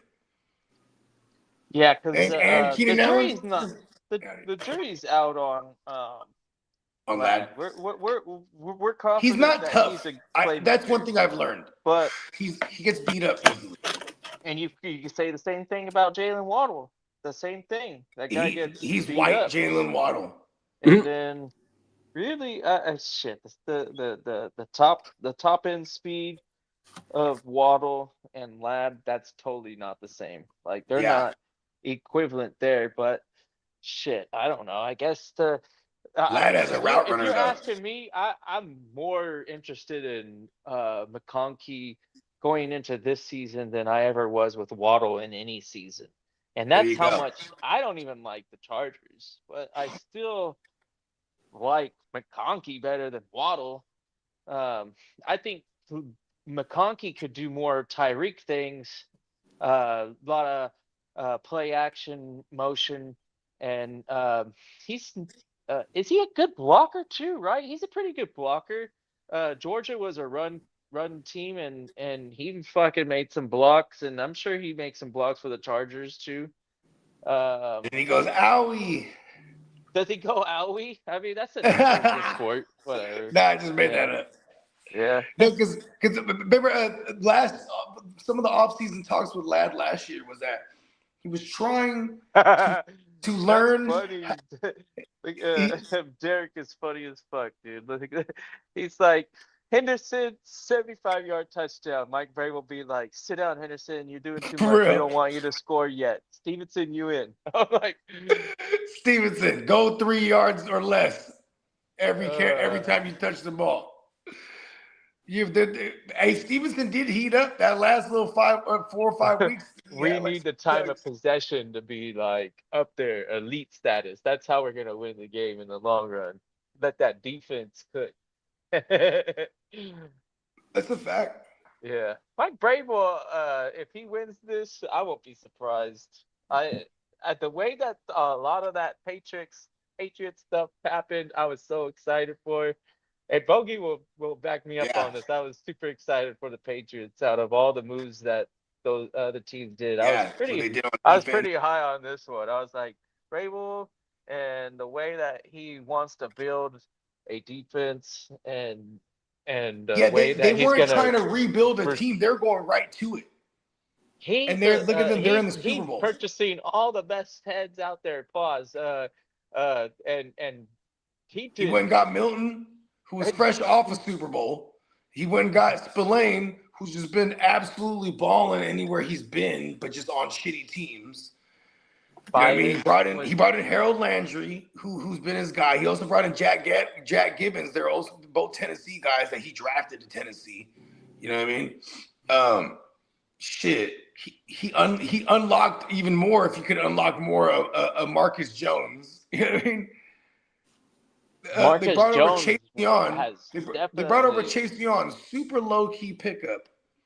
They brought him over from the Raiders.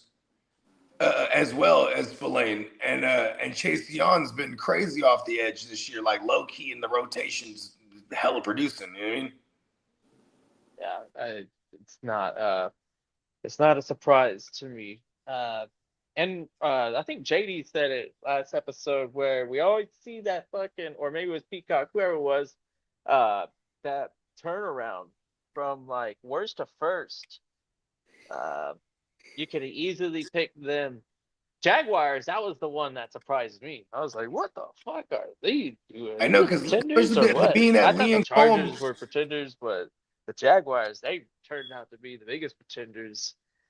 They got there. Everybody was hyping the Jaguars to do shit. And, even I, all of a sudden, for that moment in time, I was like, wow. I had Buffalo losing. They've been so sloppy. Man, Buffalo, like, it's so crazy because if they just had a defense, like, they would probably be maybe. I mean, you got Joe Brady now, so, you know what I mean. You know, he's been responsible for this last couple of years of the Stallions. So we watched it live. I think we were streaming live, and then they turned the game over. They gave the keys. McDermott was doing nothing, and then Brady got the keys, and everybody was like, "Oh shit, Brady!" And I was like, "What?" And Bogus, dropping all the knowledge. Oh, he came from fucking Carolina prior, and then Louisiana or yeah, LSU. LSU and all that, whatever. And yeah, he immediately got a touchdown. I remember that. I was like, there we go. That. I know they're down by like 4 scores, but that was different and quick. The fuck? Right? And they Yeah, saved their season. let's go with this play. They saved their season. It was Yeah, because then they playoff. had to Playoff. run the table to get in, and they did. They did. Yeah. Yep. It was good. Good story. And I'm glad that organization said, "Hey, you've done everything right so far, so might as well see what you can do this way," or it's a different Yeah, he beast. got his shot for real. Though. Derek says, "I want my Cowboys to go with Ken Walker." Yeah, I can see that. that's a the Doak Walker Award winner, fucking Ken Oh Walker. shit! And Yeah. Schottenheimer. Oh no, Schottenheimer was there with Seattle, but I don't think he was there with Ken Walker. It might be if we look at the timing of it. He might have been there. Yeah, The last time I saw him in oh no, Shotty was with. Go ahead, no, I was just like thinking about the last time because they're in the Super Bowl, so everybody's getting interviewed or whatever. So the last interview I saw of him, I couldn't help but to be like, man, this guy is like, is he gonna be a Lev Bell in this type of like game coming up, or like what kind of bell cow status are we getting, and the type of patience is he gonna have, or yeah, because like he's gonna built be on the his difference maker. explosivity. He's an explosive back. You know what I mean? Like, but they He have gets been working him as a bell cow in the passing game and all the groundwork in these playoff games. He absolutely destroyed us. yeah. Then yeah, then he ran through fucking the Rams. Yeah, I was really thinking about it. I was like, man, he truly is going to be the difference maker for that offense. If he can get going, then they have a chance. But if they have to rely on JSN in the passing game, I don't know if it's gonna be enough. That running game has to be firing on all cylinders like it has been this season. But it's just him this time. That's truly like against this type of defense, and what Vrabel has been known for his whole career is stopping the run. So it's like, how the heck are they gonna do it? Very Yeah, and kind of, but like in true New England fashion, they've been more bend don't break. Like, let them get everything underneath. If you want to run it, go ahead. But then they tighten up in the red zone. But they're you're also really aggressive. scoring, trying to limit the score. Let's They're I think definitely gonna rush like shit though at both of these teams. Both these teams are they're high pressuring fronts. And like Drake May, he's been taking sacks to the ass this entire playoff run. yeah. I don't know about the season, but I know for sure the playoffs. He and Herbert were back to back. We're fourth and fifth, second and third in the league and taking sacks. Yeah. Damn, Herbert was getting got too like that. They were second and third. Yeah. They said, how are they going to do it? Cam Akers. Well, yeah, he's not a threat right now.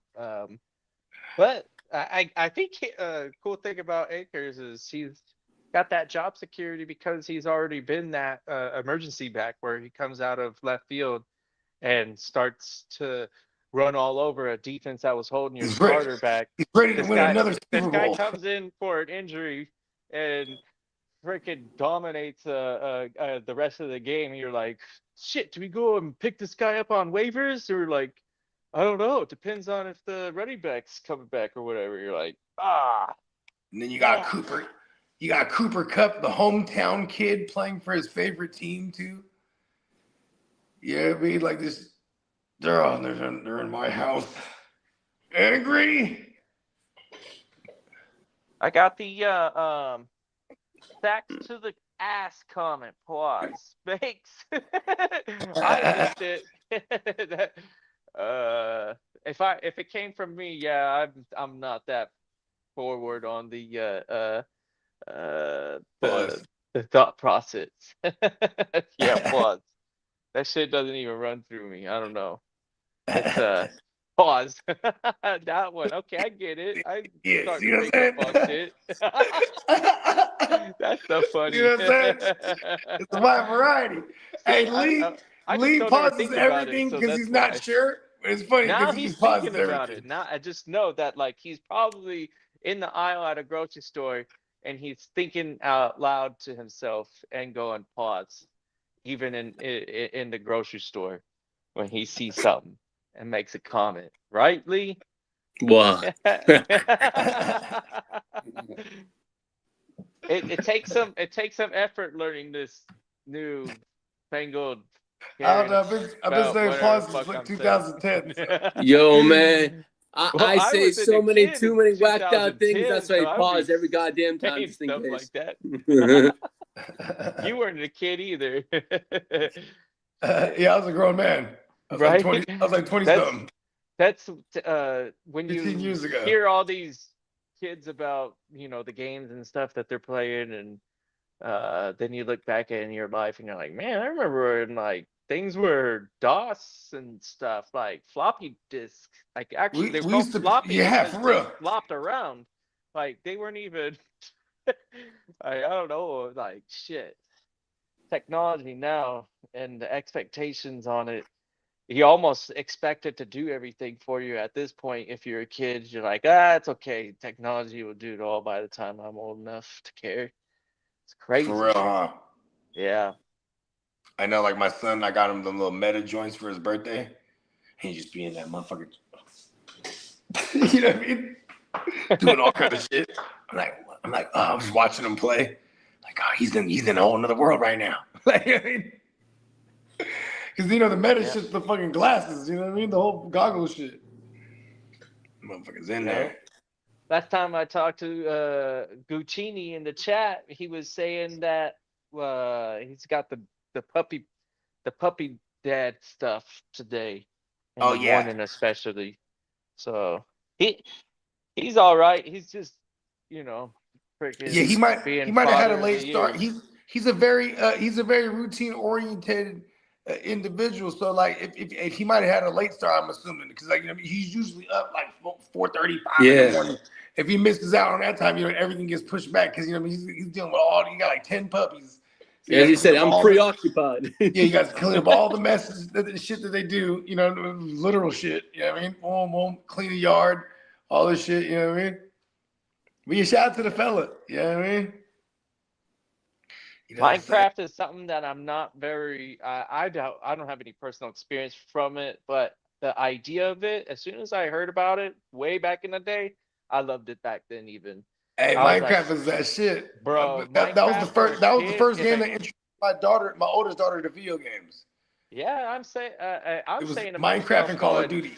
if a kid is interested in that, they're actually interested in being creative and engaging into something that's more than just like, okay, straight line, do this mission, and at the end, yeah, like good Yeah, job. like they But like build an is entire that's worlds and all it shit. is.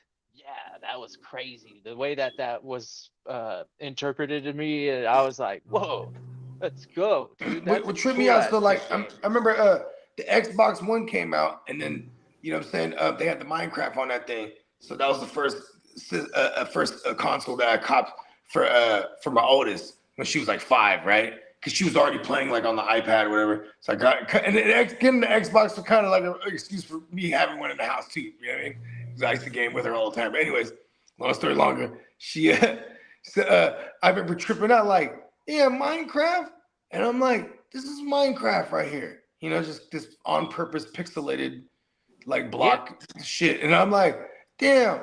What I mean? I was thinking about, from my journey with video games, because we grew up with the joints the evolving from progression. Yeah, yeah, yeah, the from the 8 evolution. bits I like that. Yeah, yeah, from the 8 bits to the fucking 16 to the 16. 32 to the fucking 64 to the motherfucking what it is now. And then I'm like, here we are with the Xbox One at the time, which was the newest console. I think they were only on like the PS4 still.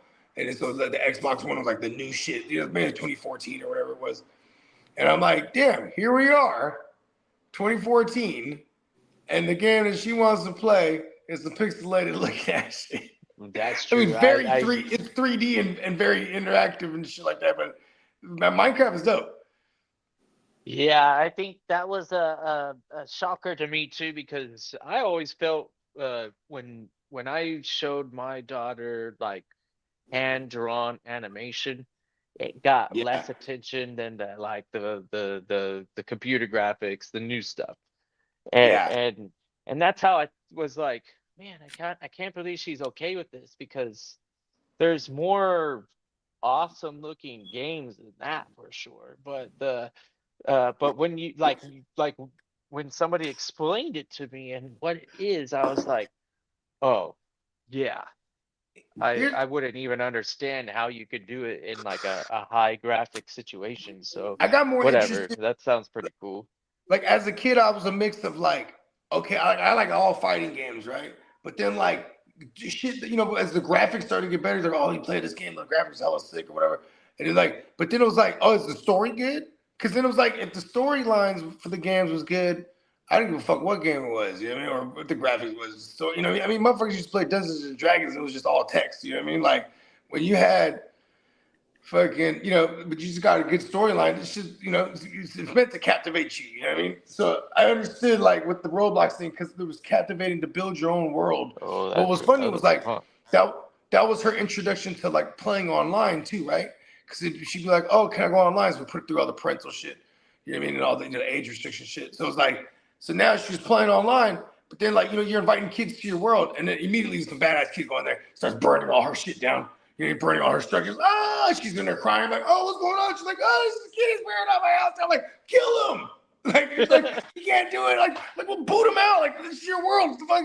Then she figured out, like, oh, okay, you could turn off certain things. Like, okay, you can turn off the fire so someone just doesn't go in there and start setting fire to all your shit. You know what I mean? Or you can turn off people's ability to, accessibility to build shit or whatever, and you know, you can make it just a world they can visit versus like a world they can go in there and just fuck your shit up because you know she didn't know that yet. You know what I mean? And I was like, you know, I remember being mad as fuck too. Like, what? You know, it's a hell of a time to build a shit. How much did he burn down? Oh, the whole city. Like, what?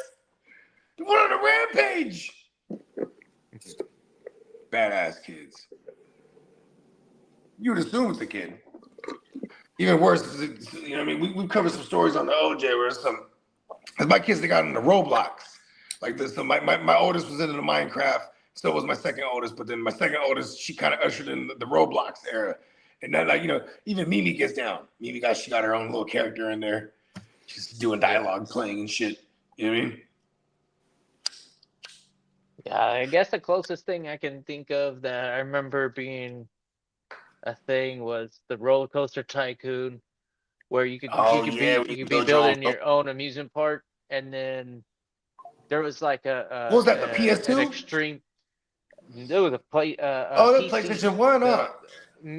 Yeah, there's an old school style graphics, like not far off from Minecraft in reality, but like on a scale where there's an artist, they draw some and they shrink it, you know, Oh, if guys, that here's some makes any breaking news sense. for you. The Okay. NFLPA interim executive director, David White, told reporters today that the union has no appetite for an 18th regular season game. Okay. All right.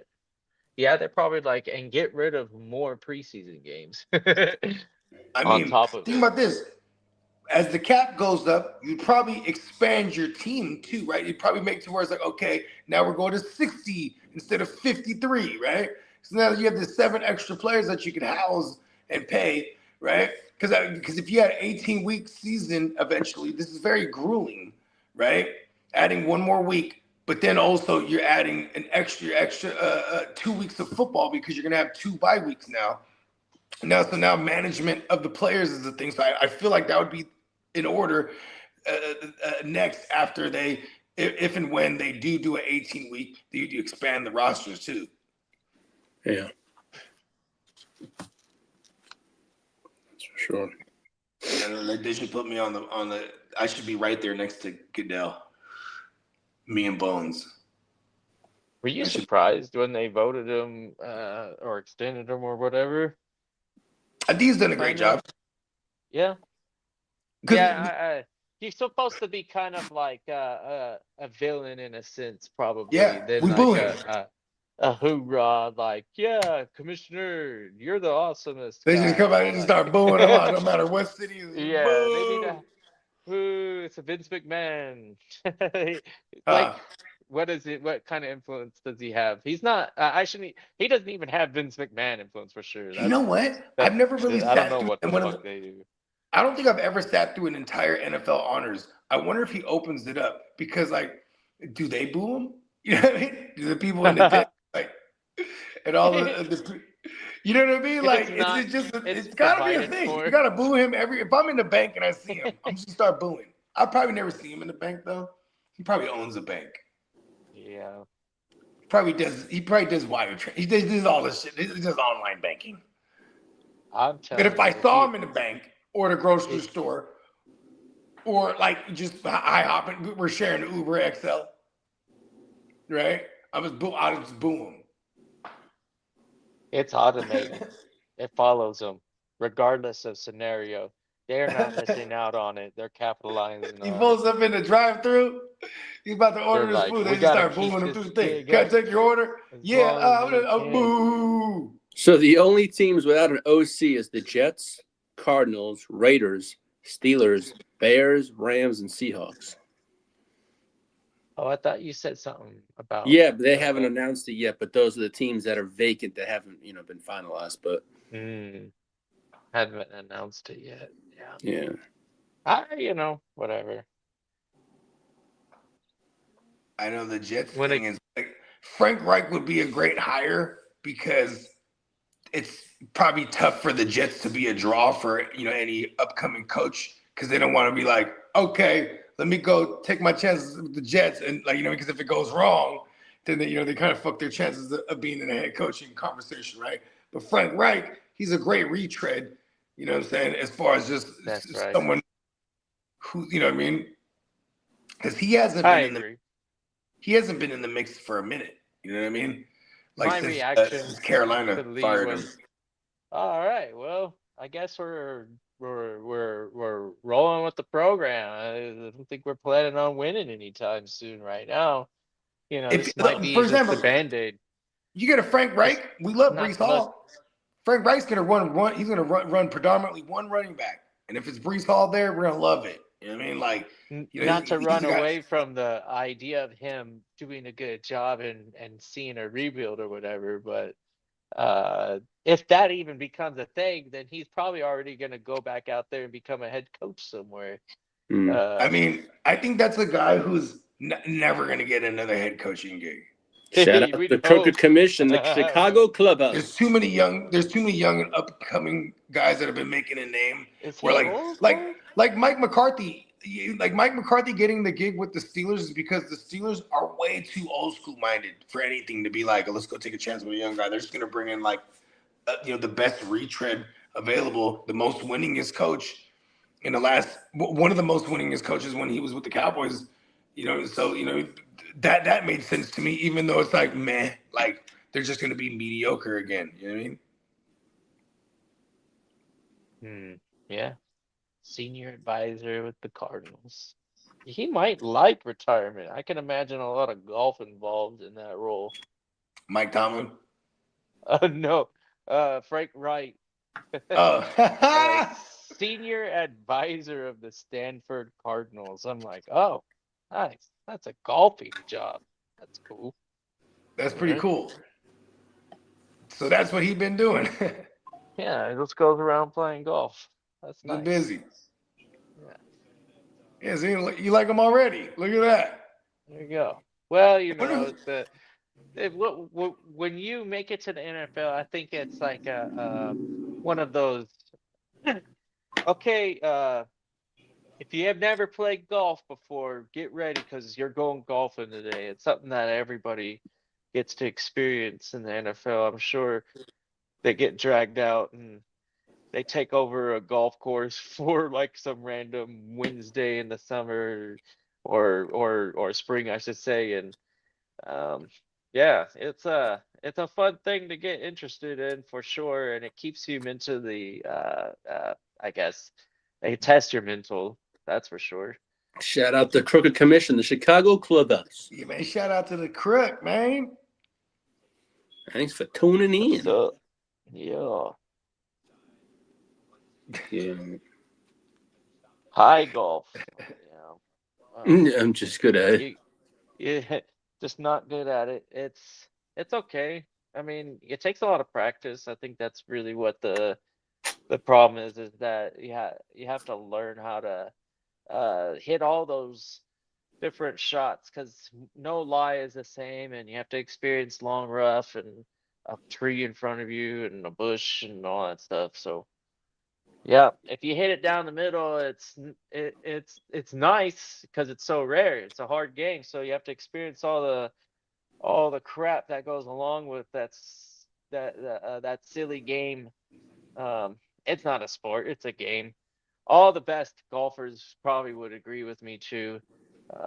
4 days in a row, yeah, it's not easy, but you if you're fortunate enough, that's I mean, you you can he achieve can't now that. call them athletes. I see plenty of I guess you can. retirees going out 4 days a Macking week in around. Southern California. Yeah.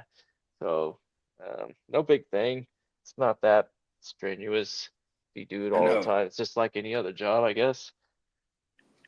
I mean, it's like the coolest sport though, because you could drink while you play. Yeah, it's like bowling in that aspect. It's one of the Yeah, only activities you could do and really do the curriculars at the same time. that's a fact. Faded. I do all my best bowling Dude, faded. I swear the very first time I did it faded, I ended up bowling more than 200 for the first time and the only time in Come my on. life. And I was just Oh, that was recently, huh? no, this was when I turned Oh, 21. okay.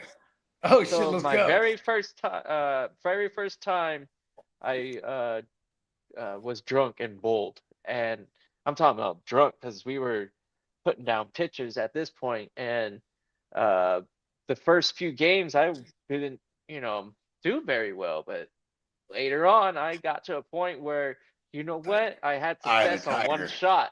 All it took was that first domino, and I was like, oh shit, there it is. And I swear I was just doing the same thing over, and it was the lane, and I learned that lanes have characters and they have oil patterns, and they have all these individual characteristics, and I just I just knew that I found out like the cheat code on that lane, and I hit that same spot over and over and over again, and I was getting Gone. strikes like a motherfucker. And He it found was that fun. grease slick. Yeah, I fouled a couple times, but we don't count those, right? I mean, it's like, give me a break. I ain't gonna freaking count a foul. That shit is a legit strike, even if I step on that line. That ain't Yeah, no thing in my world. I'm not a professional, so I yeah, count that shit. yeah. We chump. Hey, I be throwing that bitch halfway across the lane back in my heyday. I've heard all sorts of Down, stories underhand, about. Hey, Bogey, granny I shot. don't know if I announced it to everybody, but I did find a place, and there's a characteristic about this place that I individually really liked. It is like a freaking $3 Uber ride to the bowling alley. Oh, nice. Bro, I'm spending so much time at the bowling alley soon. I'm gonna I'm finally kind of down. I'm gonna finally be able to knock some things down that I wanted to get technique wise. But yeah, me and my girl, we're gonna be playing some games and uh, Oh spending yeah, some she time, get because down. this one, it's got the legit bar. They got all they got basically, they only got Patron, but that's all I need. That's my favorite. Come And on, they got you ain't all lying. I still love Patron. they got at least like 3 or 4 options on everything else. So you could get an actual well mixed drink there. And with that being so close for the Uber, I'm stoked, bro. Because I know I have this experience, so it hits me. I'm like, man, maybe I just need to get really turned to be able to actually play well. Mom. Because when I did that when I was 21, I was on base. So the base had a bowling alley, Travis Air Force Base, nice full size bowling alley, and Ty. like I be in full that thing gambling with the homies. Like, look, uh everybody put up $10.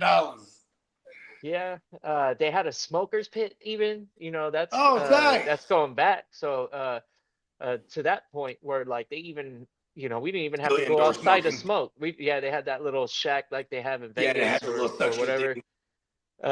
So we'd be sitting in I don't even think it had ventilation. It was just like a Oh, old really? rickety, yeah, old school style.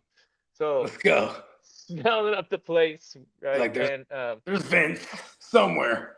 somewhere in there, but I don't know. Nobody cared. It was the Air Force. Everybody smokes in the military, I think. Part of Uh, it.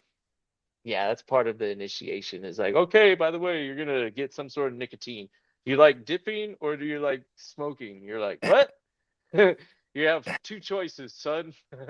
Oh, but I don't want. No, that's not an option. I said two choices, not that one. No, I'm kidding. It's Nobody like the forces anybody non-smoking. to do anything as evil as tobacco, nicotine, and all that stuff.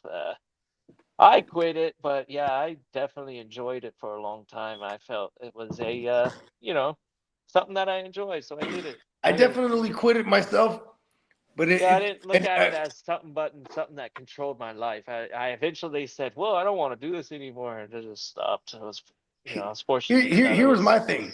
Is I smoked from like I smoked daily from like 15 till I was like 28.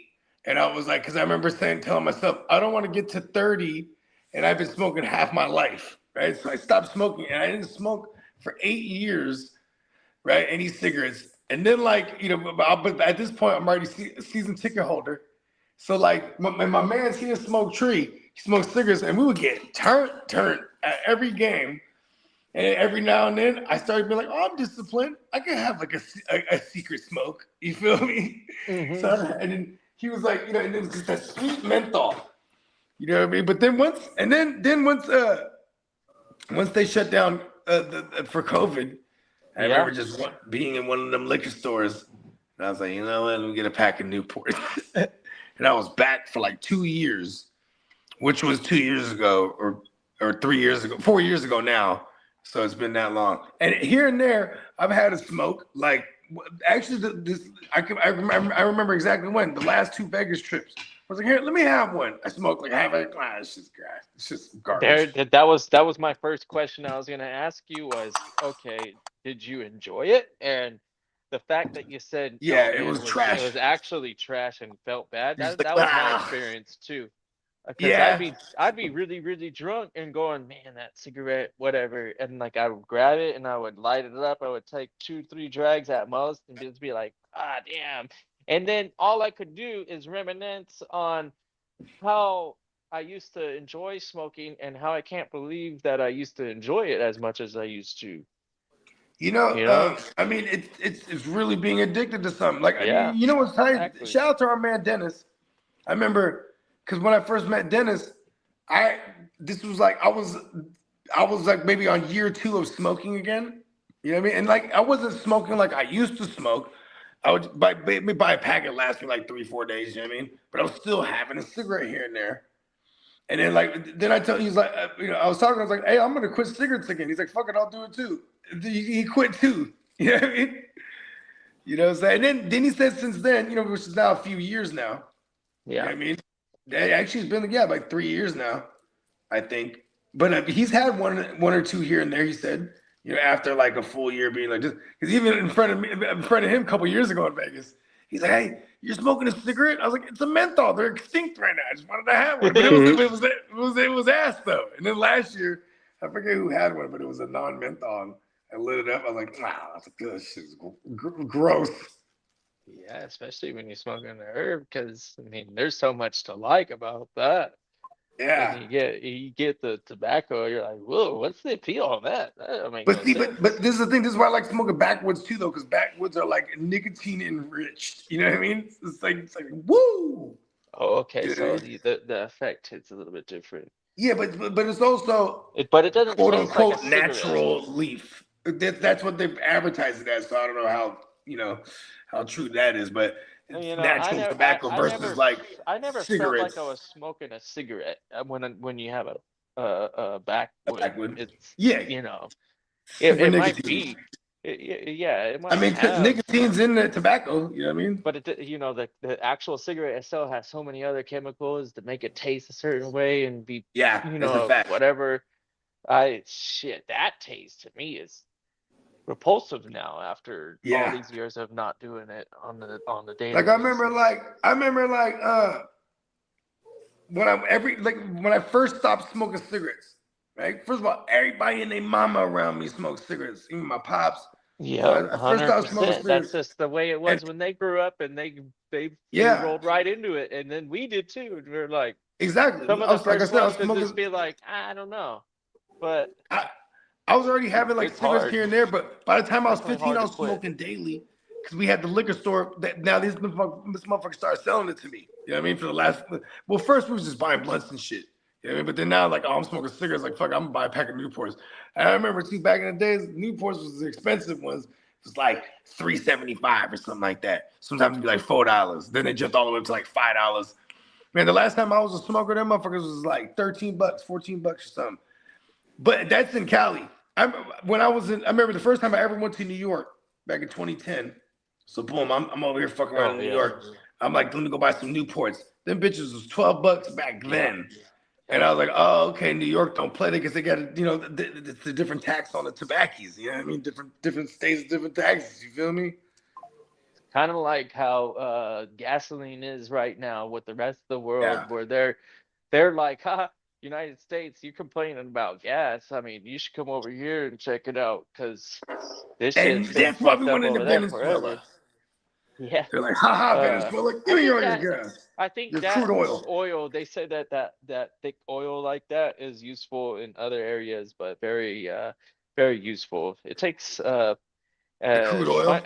yeah, gasoline, uh petrol is like some of the actual easiest to extract types of natural gas, that crude oil type of stuff that we could do. We could easily make gasoline with the trash of the oil. Like there's I guess I shouldn't say trash, but there's a certain quality to oil and a like in the general, that's why gasoline, when you compare it, because in maintenance, I tell you, there's some stuff that gasoline is good for, and it's not just making engines operate. It has some other practical uses, and it's surprising how much cheaper gasoline is to some other chemicals. It's a Gasoline.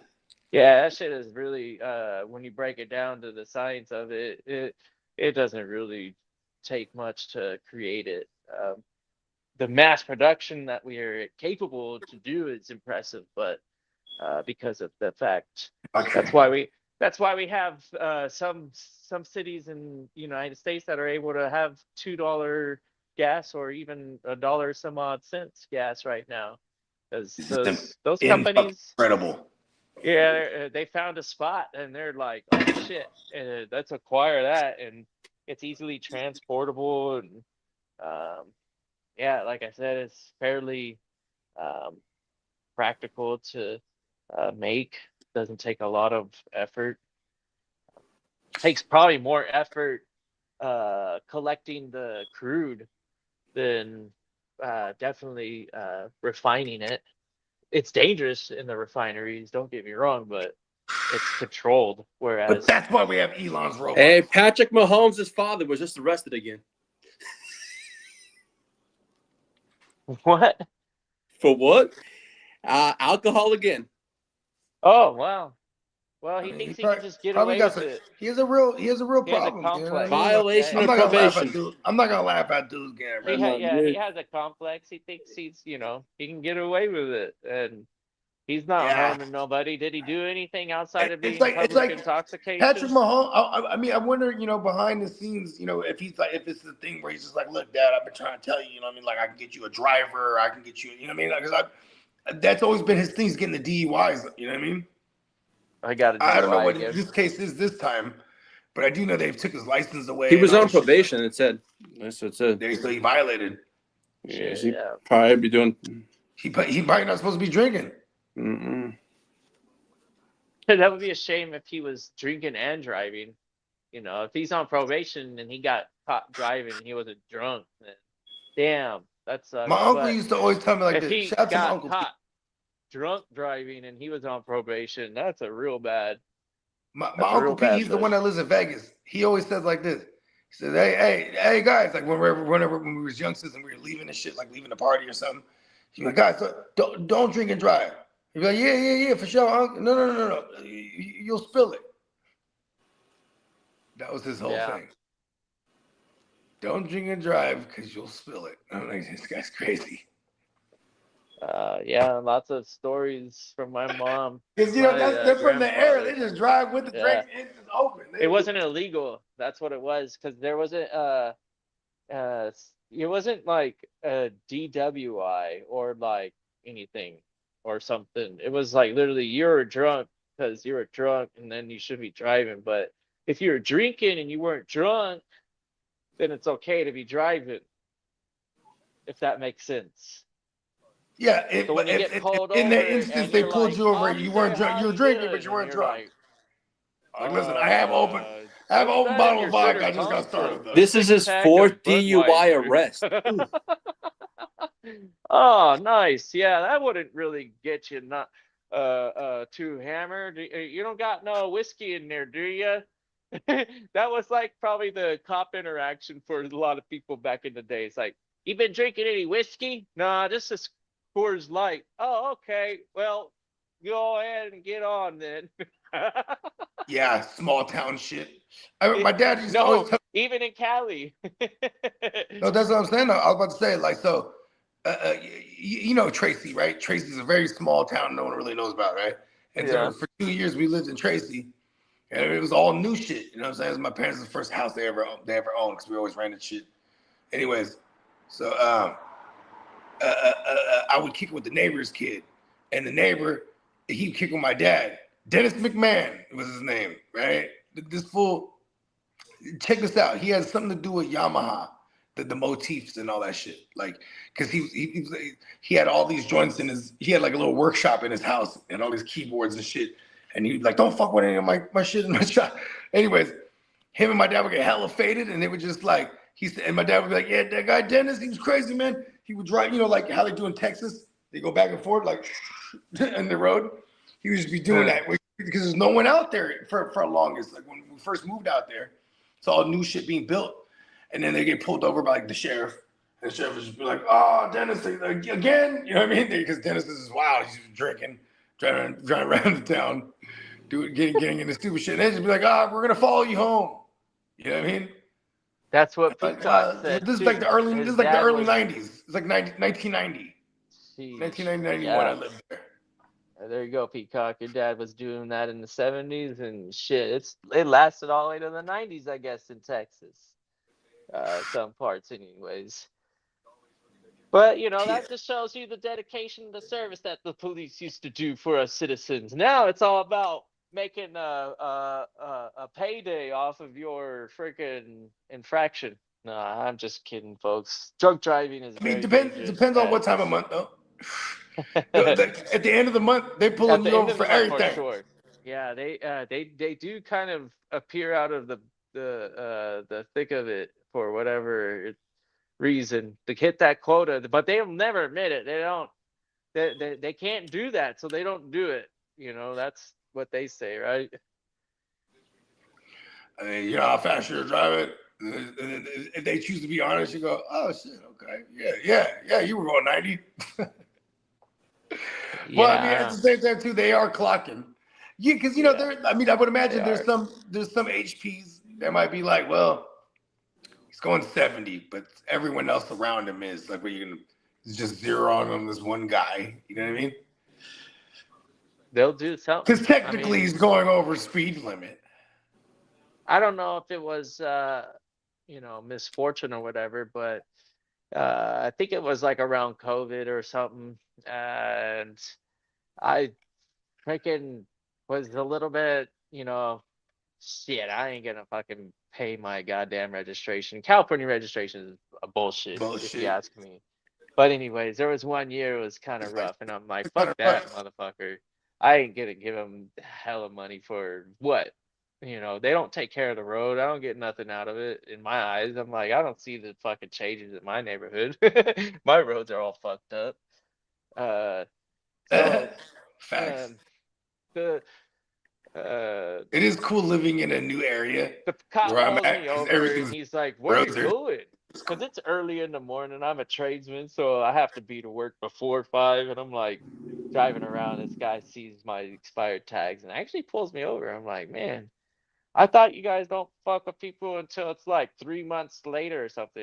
In my head, I didn't say shit. I was like, okay, officer, I had this stuff. It's Yeah. not my first time getting pulled over, so I just kind of go over there. And now I think about it as like he, I squirrel off, but it's a sad reality. But that motion for some individuals has gotten them killed. Yeah. Reaching That's in a the glove fact. box without the officer telling them to, and all that stupid bullshit that the officer thinks he's just like some power hungry, whatever the fuck, right? And then, Yeah. I was doing that because shit, I knew that's what the guy was gonna want, so I was getting it already. Looking back at it, shit, he, he knew who I was and didn't feel threatened, I guess. I mean, it's I guess when you look at it from the other side, they don't know. It could be anybody. You know what I mean? Yeah, All the stories that we hear, it goes both ways too. You know what I mean? Maybe motherfuckers could be scared. You know what I'm saying? But at the same time too, it is, it's the new lynching. It's you know what I'm saying? Because this shit gets broadcasted when you see the motherfuckers get slayed when they shooting kids and even the ICE shit that's going on right now. This shit crazy. Like I'm like, whoa, like you know what I mean? This is America actually, hmm where all this shit happens, and like it's kind of always been that way, just in the day and age of technology too. Like I remember Trayvon Martin. I think that was like 2012 or 13 or whatever it was, and I remember that shit being like a trip. Like, oh shit, killed that kid for no fucking reason. You know what I mean? But then it was not the first time you hear that shit. It was just that one went like super viral, and then it became so much so that like the greater general population is almost desensitized to that type of shit. I mean, that's what the whole Kaepernick's whole thing was about, like taking a stance against police brutality specifically, and then they said, "Oh, it's the military shit," and they said, "Oh, he's disrespecting the military," and it's the stance against. They're just convoluting his whole message, and he kind of just let people run with it because he was just like, "Listen, this is what it stands for, and take it or leave it." You know what I mean? So shout out to Cap, because like I've actually met Cap in real life at an ice cream store in Santana Row. For those who don't know, Santana Row is like super high end. They got Gucci and all that shit, Louis, and they had a ice cream store in that motherfucker. And he was in there, and hella people trying to ask him for autographs and shit. He was just being hella mean to people. So I didn't even bother to like try to. So I don't want to say I met him, but we saw him in real life. How about that? Like close and personal. Like, yeah, oh shit, he's being a dickhead to kids and shit. But I would imagine he's being bothered. And he's just like, I'm just trying to get my ice cream, get the fuck up out of here, or he's getting like a shake or something. You know what I mean? yeah. But it was like I was like, yo, that's not like. But then, and this was Cap, and the Super Bowl loss era and all that shit. But then he got with his girl now. It's been for a long time. I don't know if they're married or not, and she kind of was like, you know what I mean? She was like, look, you gotta know your history for real. You know what I'm saying? This motherfucker started taking classes at Berkeley and all this shit. And then like, you know what I'm saying? Just, he just kind of opened his eyes like, oh shit. 'Cause, for him, it's a unique dynamic for Kaepernick because he's half black, half white, and he was adopted by a white family. You know what I mean? Grew up in Wisconsin, in a predominantly white area. You know what I mean? So he was kind of like you know what I mean? He actually did a Netflix little series.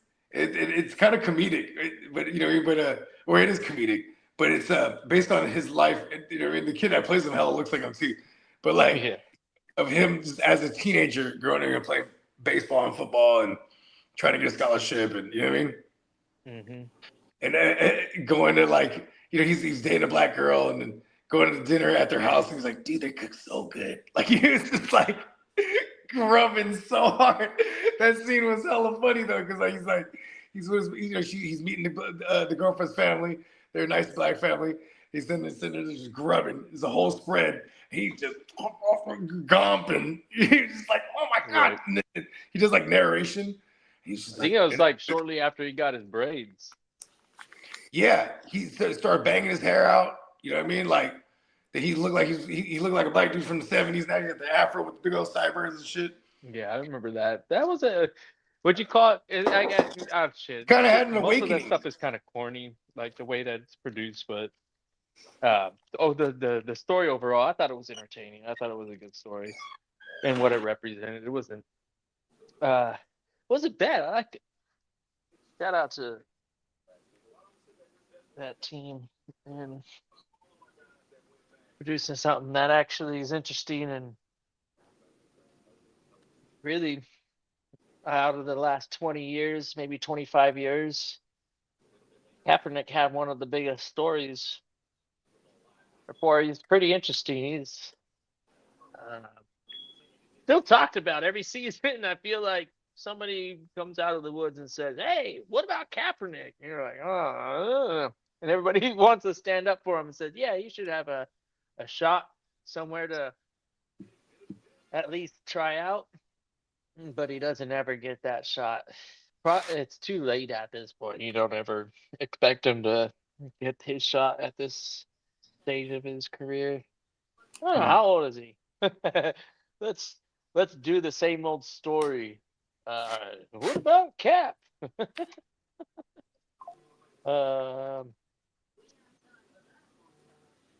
Looks like 1987, so he's 39 years old this year. Who's that, Kaepernick? Yeah. Mm-hmm. We just saw, not saying that I don't know, Rivers ain't that great, but neither is Cap, and I don't think Kaepernick's as good as Rivers, but we saw Rivers come back at the ripe age of 44 out of nowhere. Yeah. My bad. I think I called it a docu-series. Yeah, it's like a fucking live scripted joint. Yeah, it's a good one. Yeah. I recommend it. That's what I meant to say. Yeah. But yeah, it was pretty good. It's pretty good.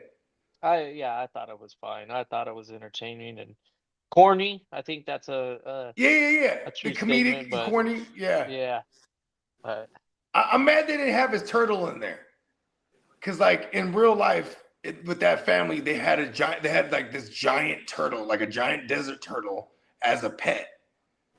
I don't know if it's a desert turtle, but like a giant tortoise. I'm talking about like big as fuck. Like they had pictures of him like just sitting on it as a kid, and this motherfucker was in the family for hella years. Like hella years. Like I think it was like 7 years. It'll outlive everybody. All the humans have no chance. Motherfuckers will live. Tortoise. They're actual dinosaurs. Those motherfuckers will live. Tortoise knows the great. You're like, hey, back in the day, if AI is as adapting as we anticipate it being, then it'll make the turtle's thoughts come out. That'd be interesting to hear the turtle's perspective. You're like, yeah, I knew your great back in my day. Right? There's some other animals that live long. Yeah, but the tortoise definitely land-wise, I don't know. You might have it. I feel like a dolphin live for a cool minute. I feel like a dolphin and a blue whale, like the giant whales, the blue ones. Yeah. If you because ain't nobody fucking with them, right? And you got to. I know that they're bored big, but to become the largest animal that ever was, it's got to take some time, right? I guess it's much time. Yeah, because it's not like sharks that are like best. No, it's not like you got like sharks that are like they roll in like gangs, like all right, all 50 of us, we gonna eat good. Like what we gonna do? A blue whale. Trust me. I agree. That's why we were hunting the mammoths too, right? We were trying to listen, that mammoth, and we're gonna have fur coats. We're gonna have fur coats, all kind of fucking mammoth tusk spears and shit. You know what I mean? And we got food for like a whole fucking half year. That's right. You know what I So mean? we'll go on that 2-month journey for it, and we'll lose 4 or 5 members of the Yep. tribe. You know that's But what yeah. that's how I used to sell people on ketosis. When I'd be like, "You ever heard of the ketogenic diet?" And they'd be like, "Oh, what's that?" I'd be like, "Well, like it's like because back in the days we only ate high protein stuff and shit with good fats. So like you know what I mean, like we weren't no fucking we didn't eat carbohydrates like that yet. You know what I mean?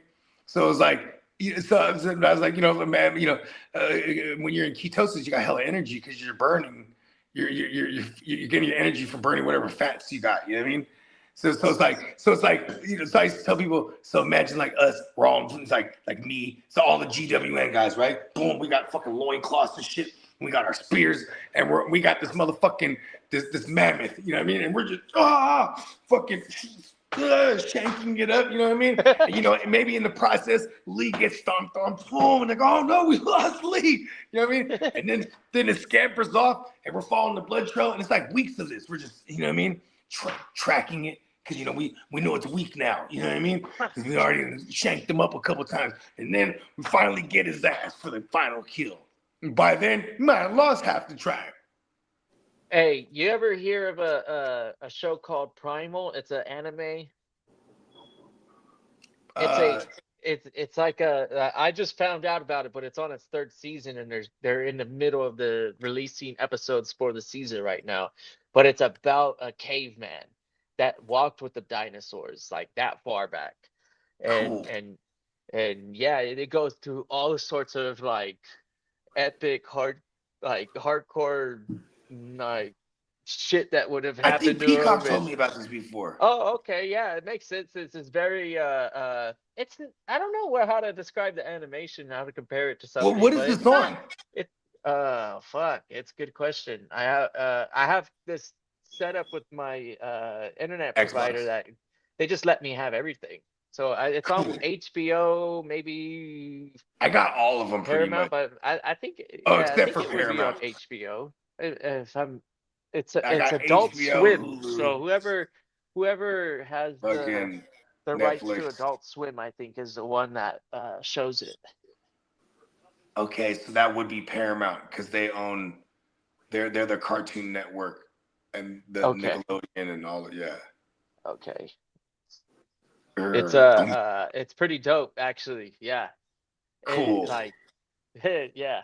The first episode, I'm like, it should grab you by the first like scene or two in the first episode. That's how cool it was. I was like, man, how come I didn't know about it? And it's a series, and I learned that it actually takes maybe like 2 or 3 years to create every season. So that's why okay. it originally came out in 2018 or something like that. They're only on the 3rd season. Is bruh like a does he talk at all? Or is he just No, grunt he's and a shit? fucking yeah, he's a grunter for sure. Yeah, exactly. And then anytime he's talking to an animal, it's like that.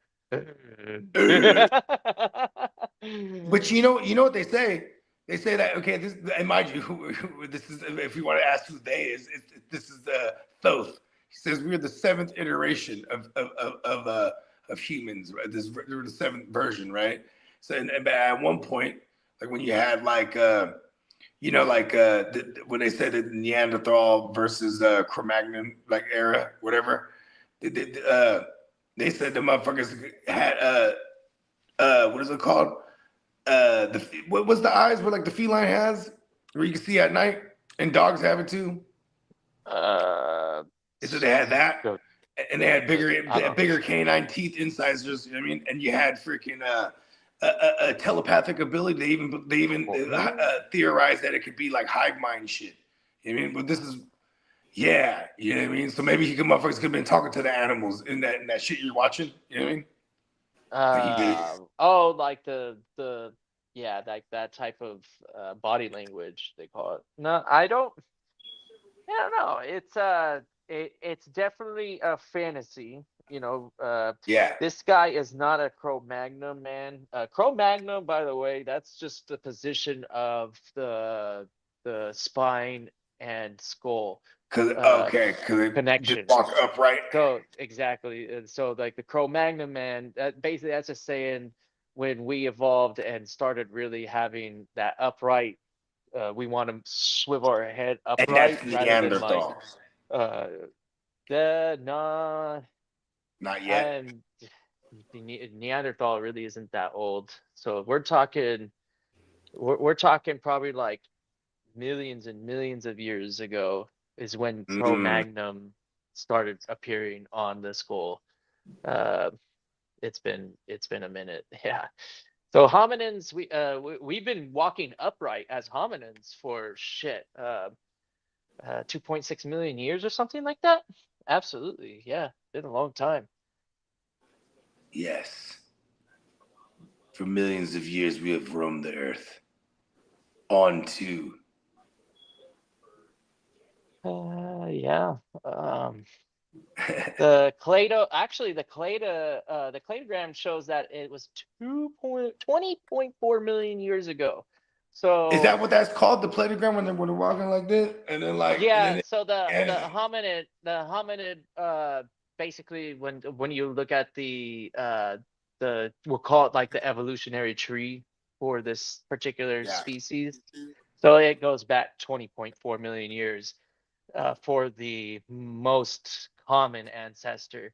So that's the evolutionary change. So when we see fossils transitioning completely over to a Cro-Magnon style, or at least at the very beginning, a hominoid should mean that it walks upright on two, and that was 20.4 million years. That We've been doing that this for that long. the fact the other aspect of evolution that we're talking about, that might have been much earlier or later. I'm not too sure. So let me see. According to those. Cro-Magnon position shows up. And I actually had a moment in my youth that when I was like watching Jurassic Park and Indiana Jones and started learning about prehistoric man, I started to become like pretty interested in it, and the geek side of me Yeah. wanted to be a paleontologist, but I never took any formal education. This is all just uh, Just wanted to dig some shit up and find some shit. yeah. Well, think about this. Metaphorically, we dig things and go down rabbit holes, but it's just we're online. We're See, digging. I'm still I don't know how to type it right. So that's my problem. So that is as early as uh, Homo sapiens. Uh, that's not very long ago. That's us. So Yeah. um,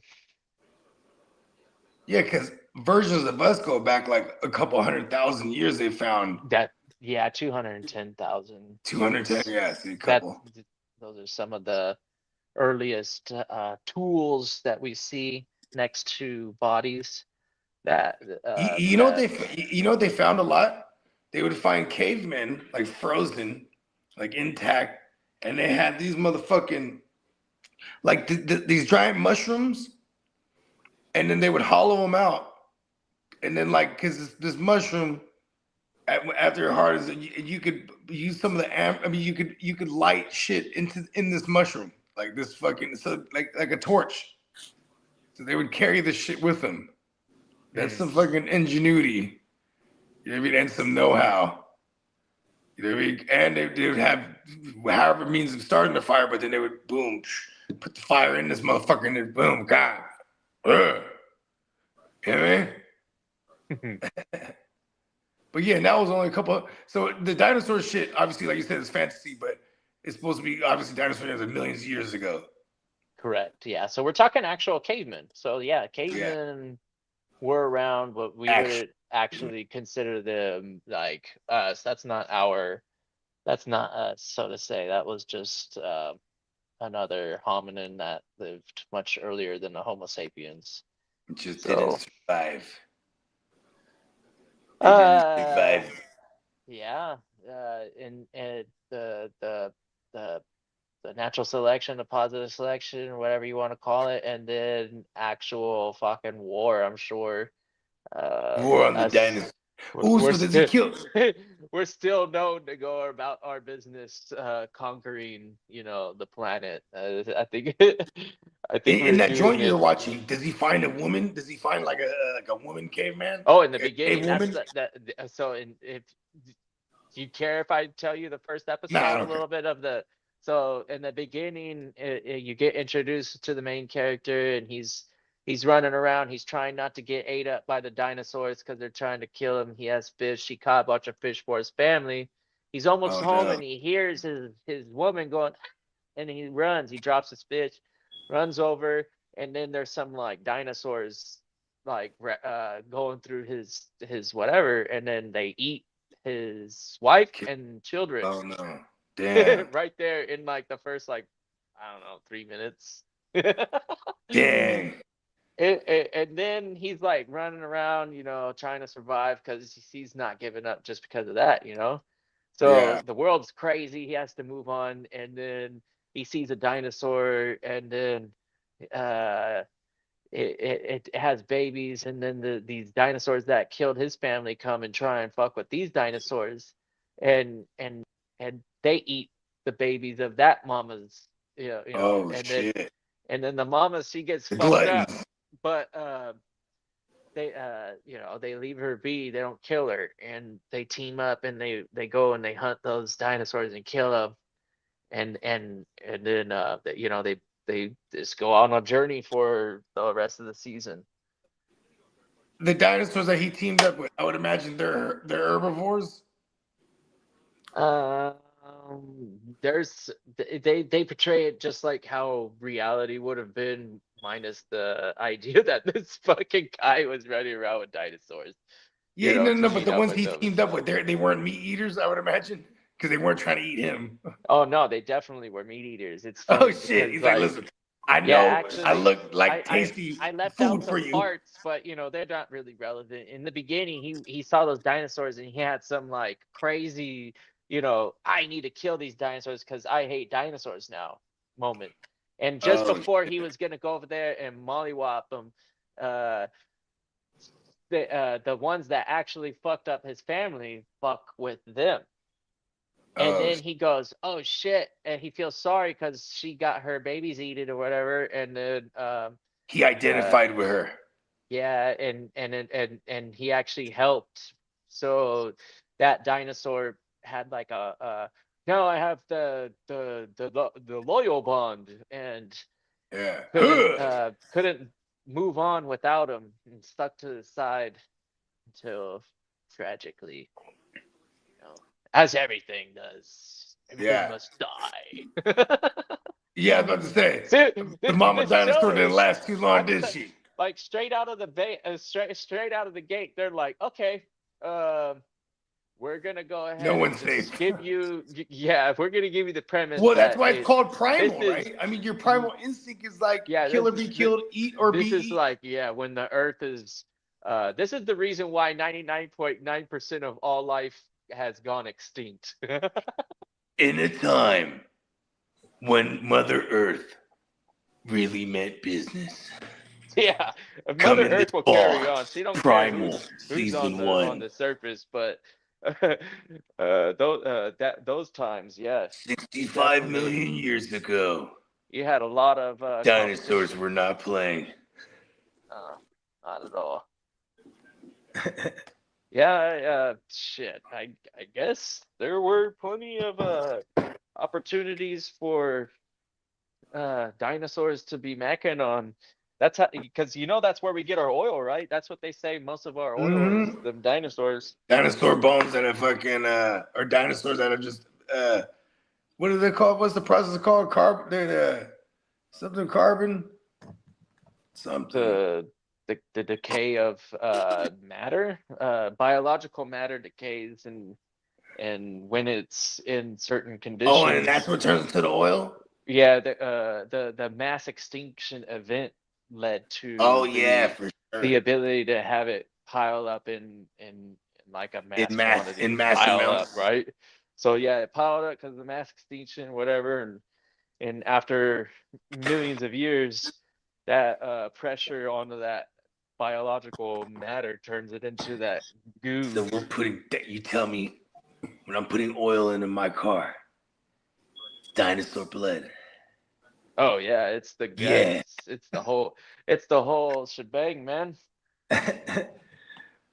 Hey, look, American cars, they run on dinosaur blood. And The best. honestly, it's everything that was biological. So everything that went extinct at the same time with the dinosaurs became the oil. So the trees and the stuff that was around, that all fucking turned into All oil that. too. Yes. Ooh, I wonder if that's the end of that Primal series. Like a big comet comes in, just.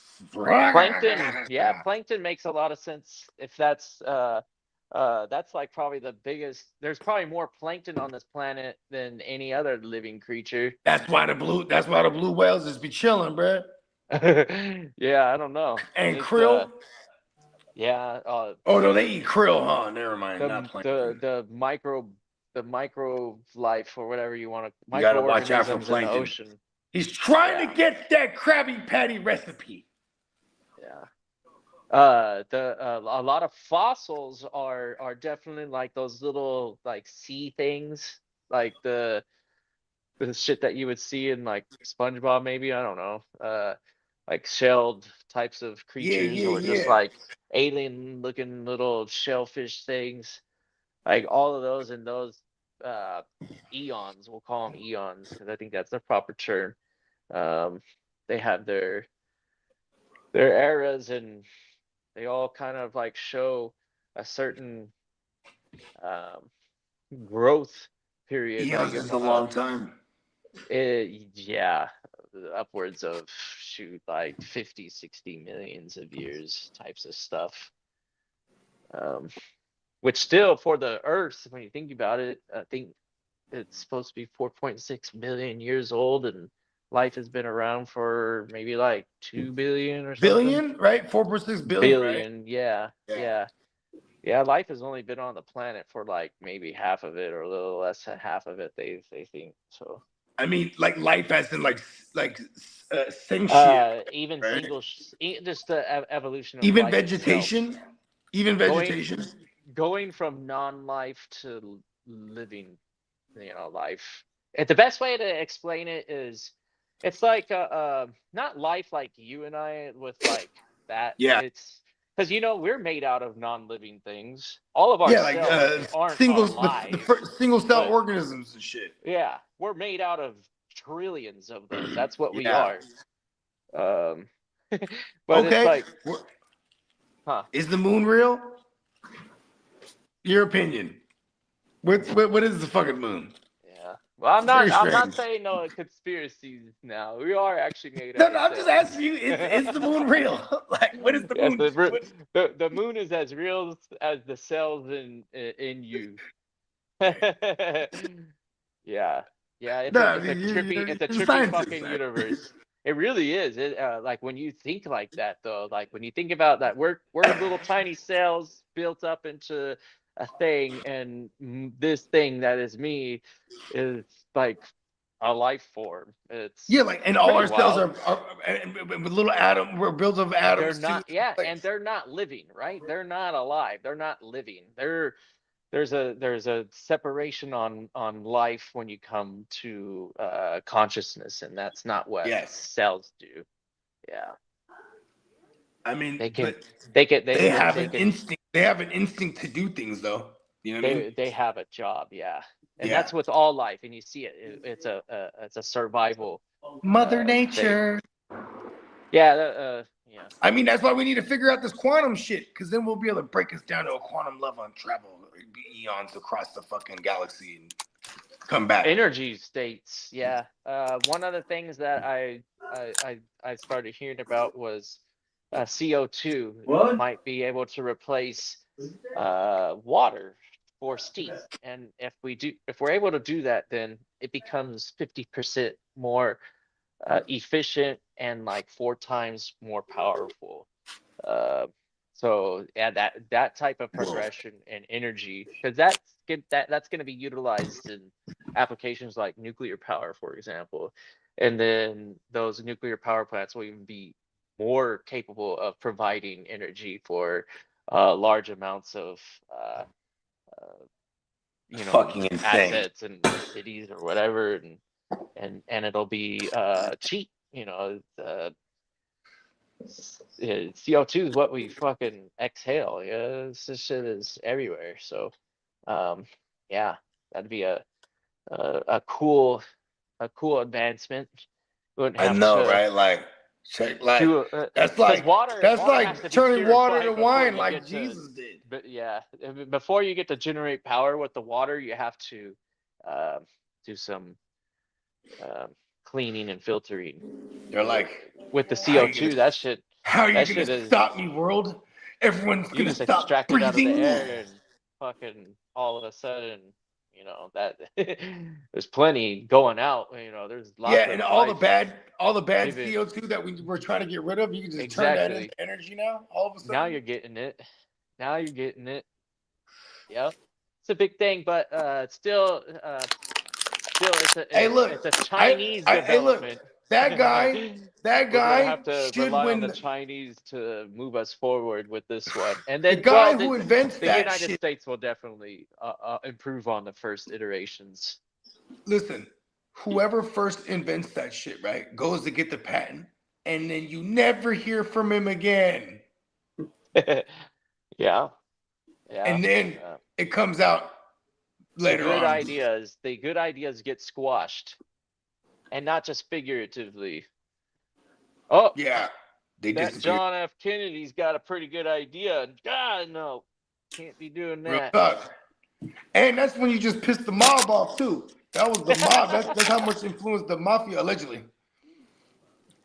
Yeah. You know what I mean? Allegedly.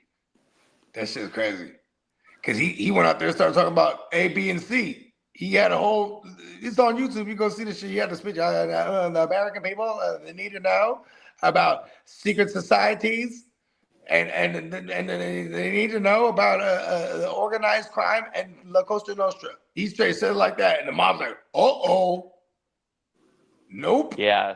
It's common knowledge. We know that the real power isn't public.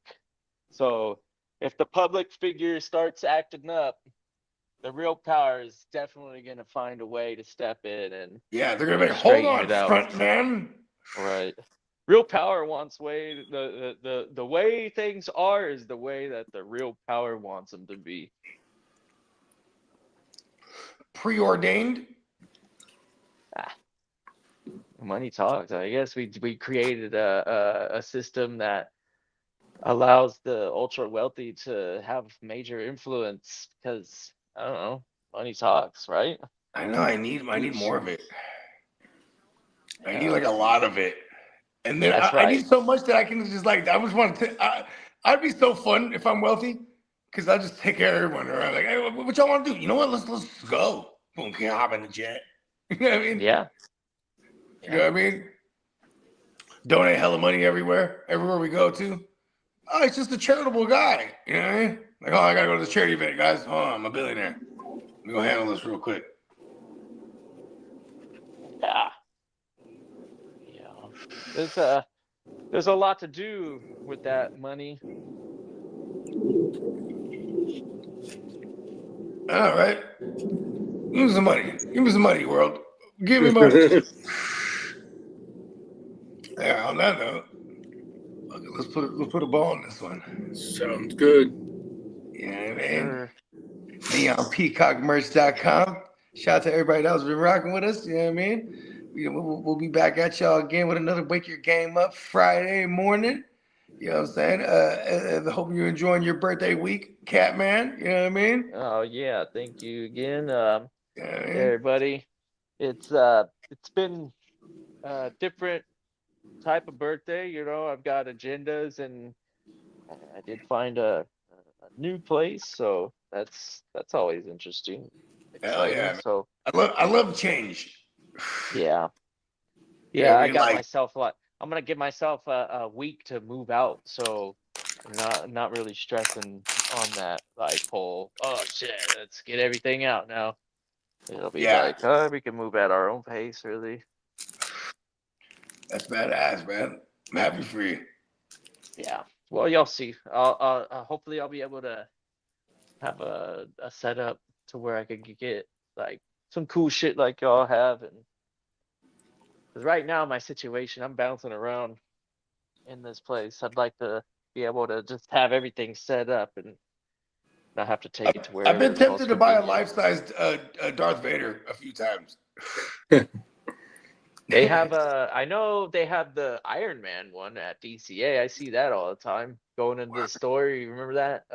There's a full Yeah, size yeah, yeah. Iron Man I had that shit on outfit. my Instagram somewhere. They used to have a whole lobby, all the glass cases, and he had like 6 different mocks there. Oh, Bakes, go What in up, there Banks? and check it out because if you're talking about some of the GWN leagues, Yeah, the leagues are they already should be open, open. Bakes.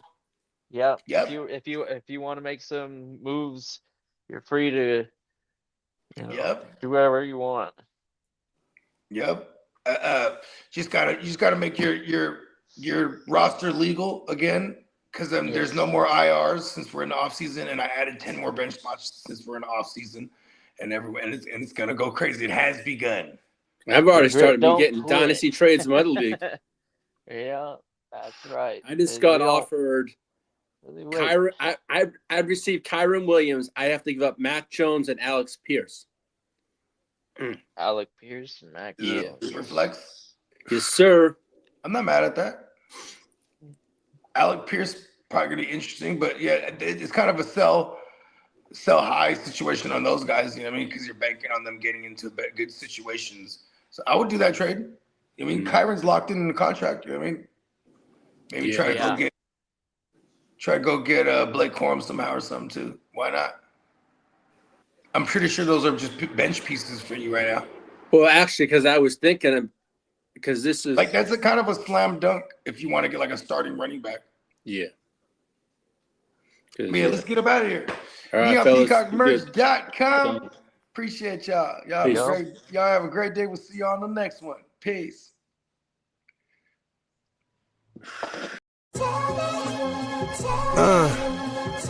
Yeah.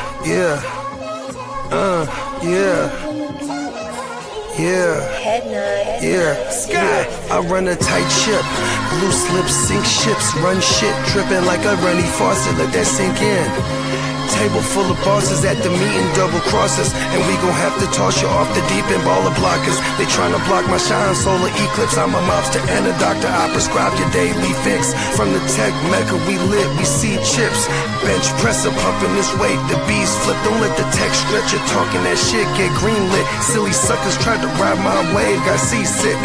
How I'm living, counting this chicken, we out eating. AM to the PM every day, carpe diem.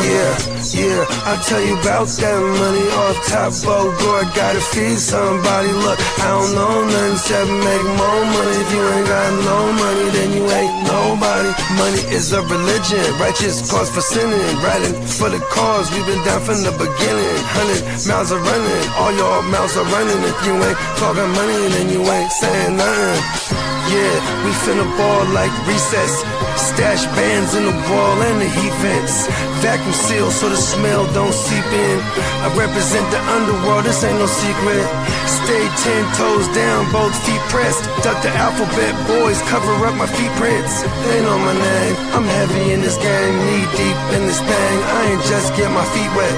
We way fresher so they got vendetta. So we keep stick with us, leave you with a leaky defense. How I'm living, counting this chicken, we out eating. AM to the PM every day, carpe diem. Yeah, I'll tell you about that money off top. Bogart, gotta feed somebody. Look, I don't know nothing except make more money. If you ain't got no money, then you ain't nobody.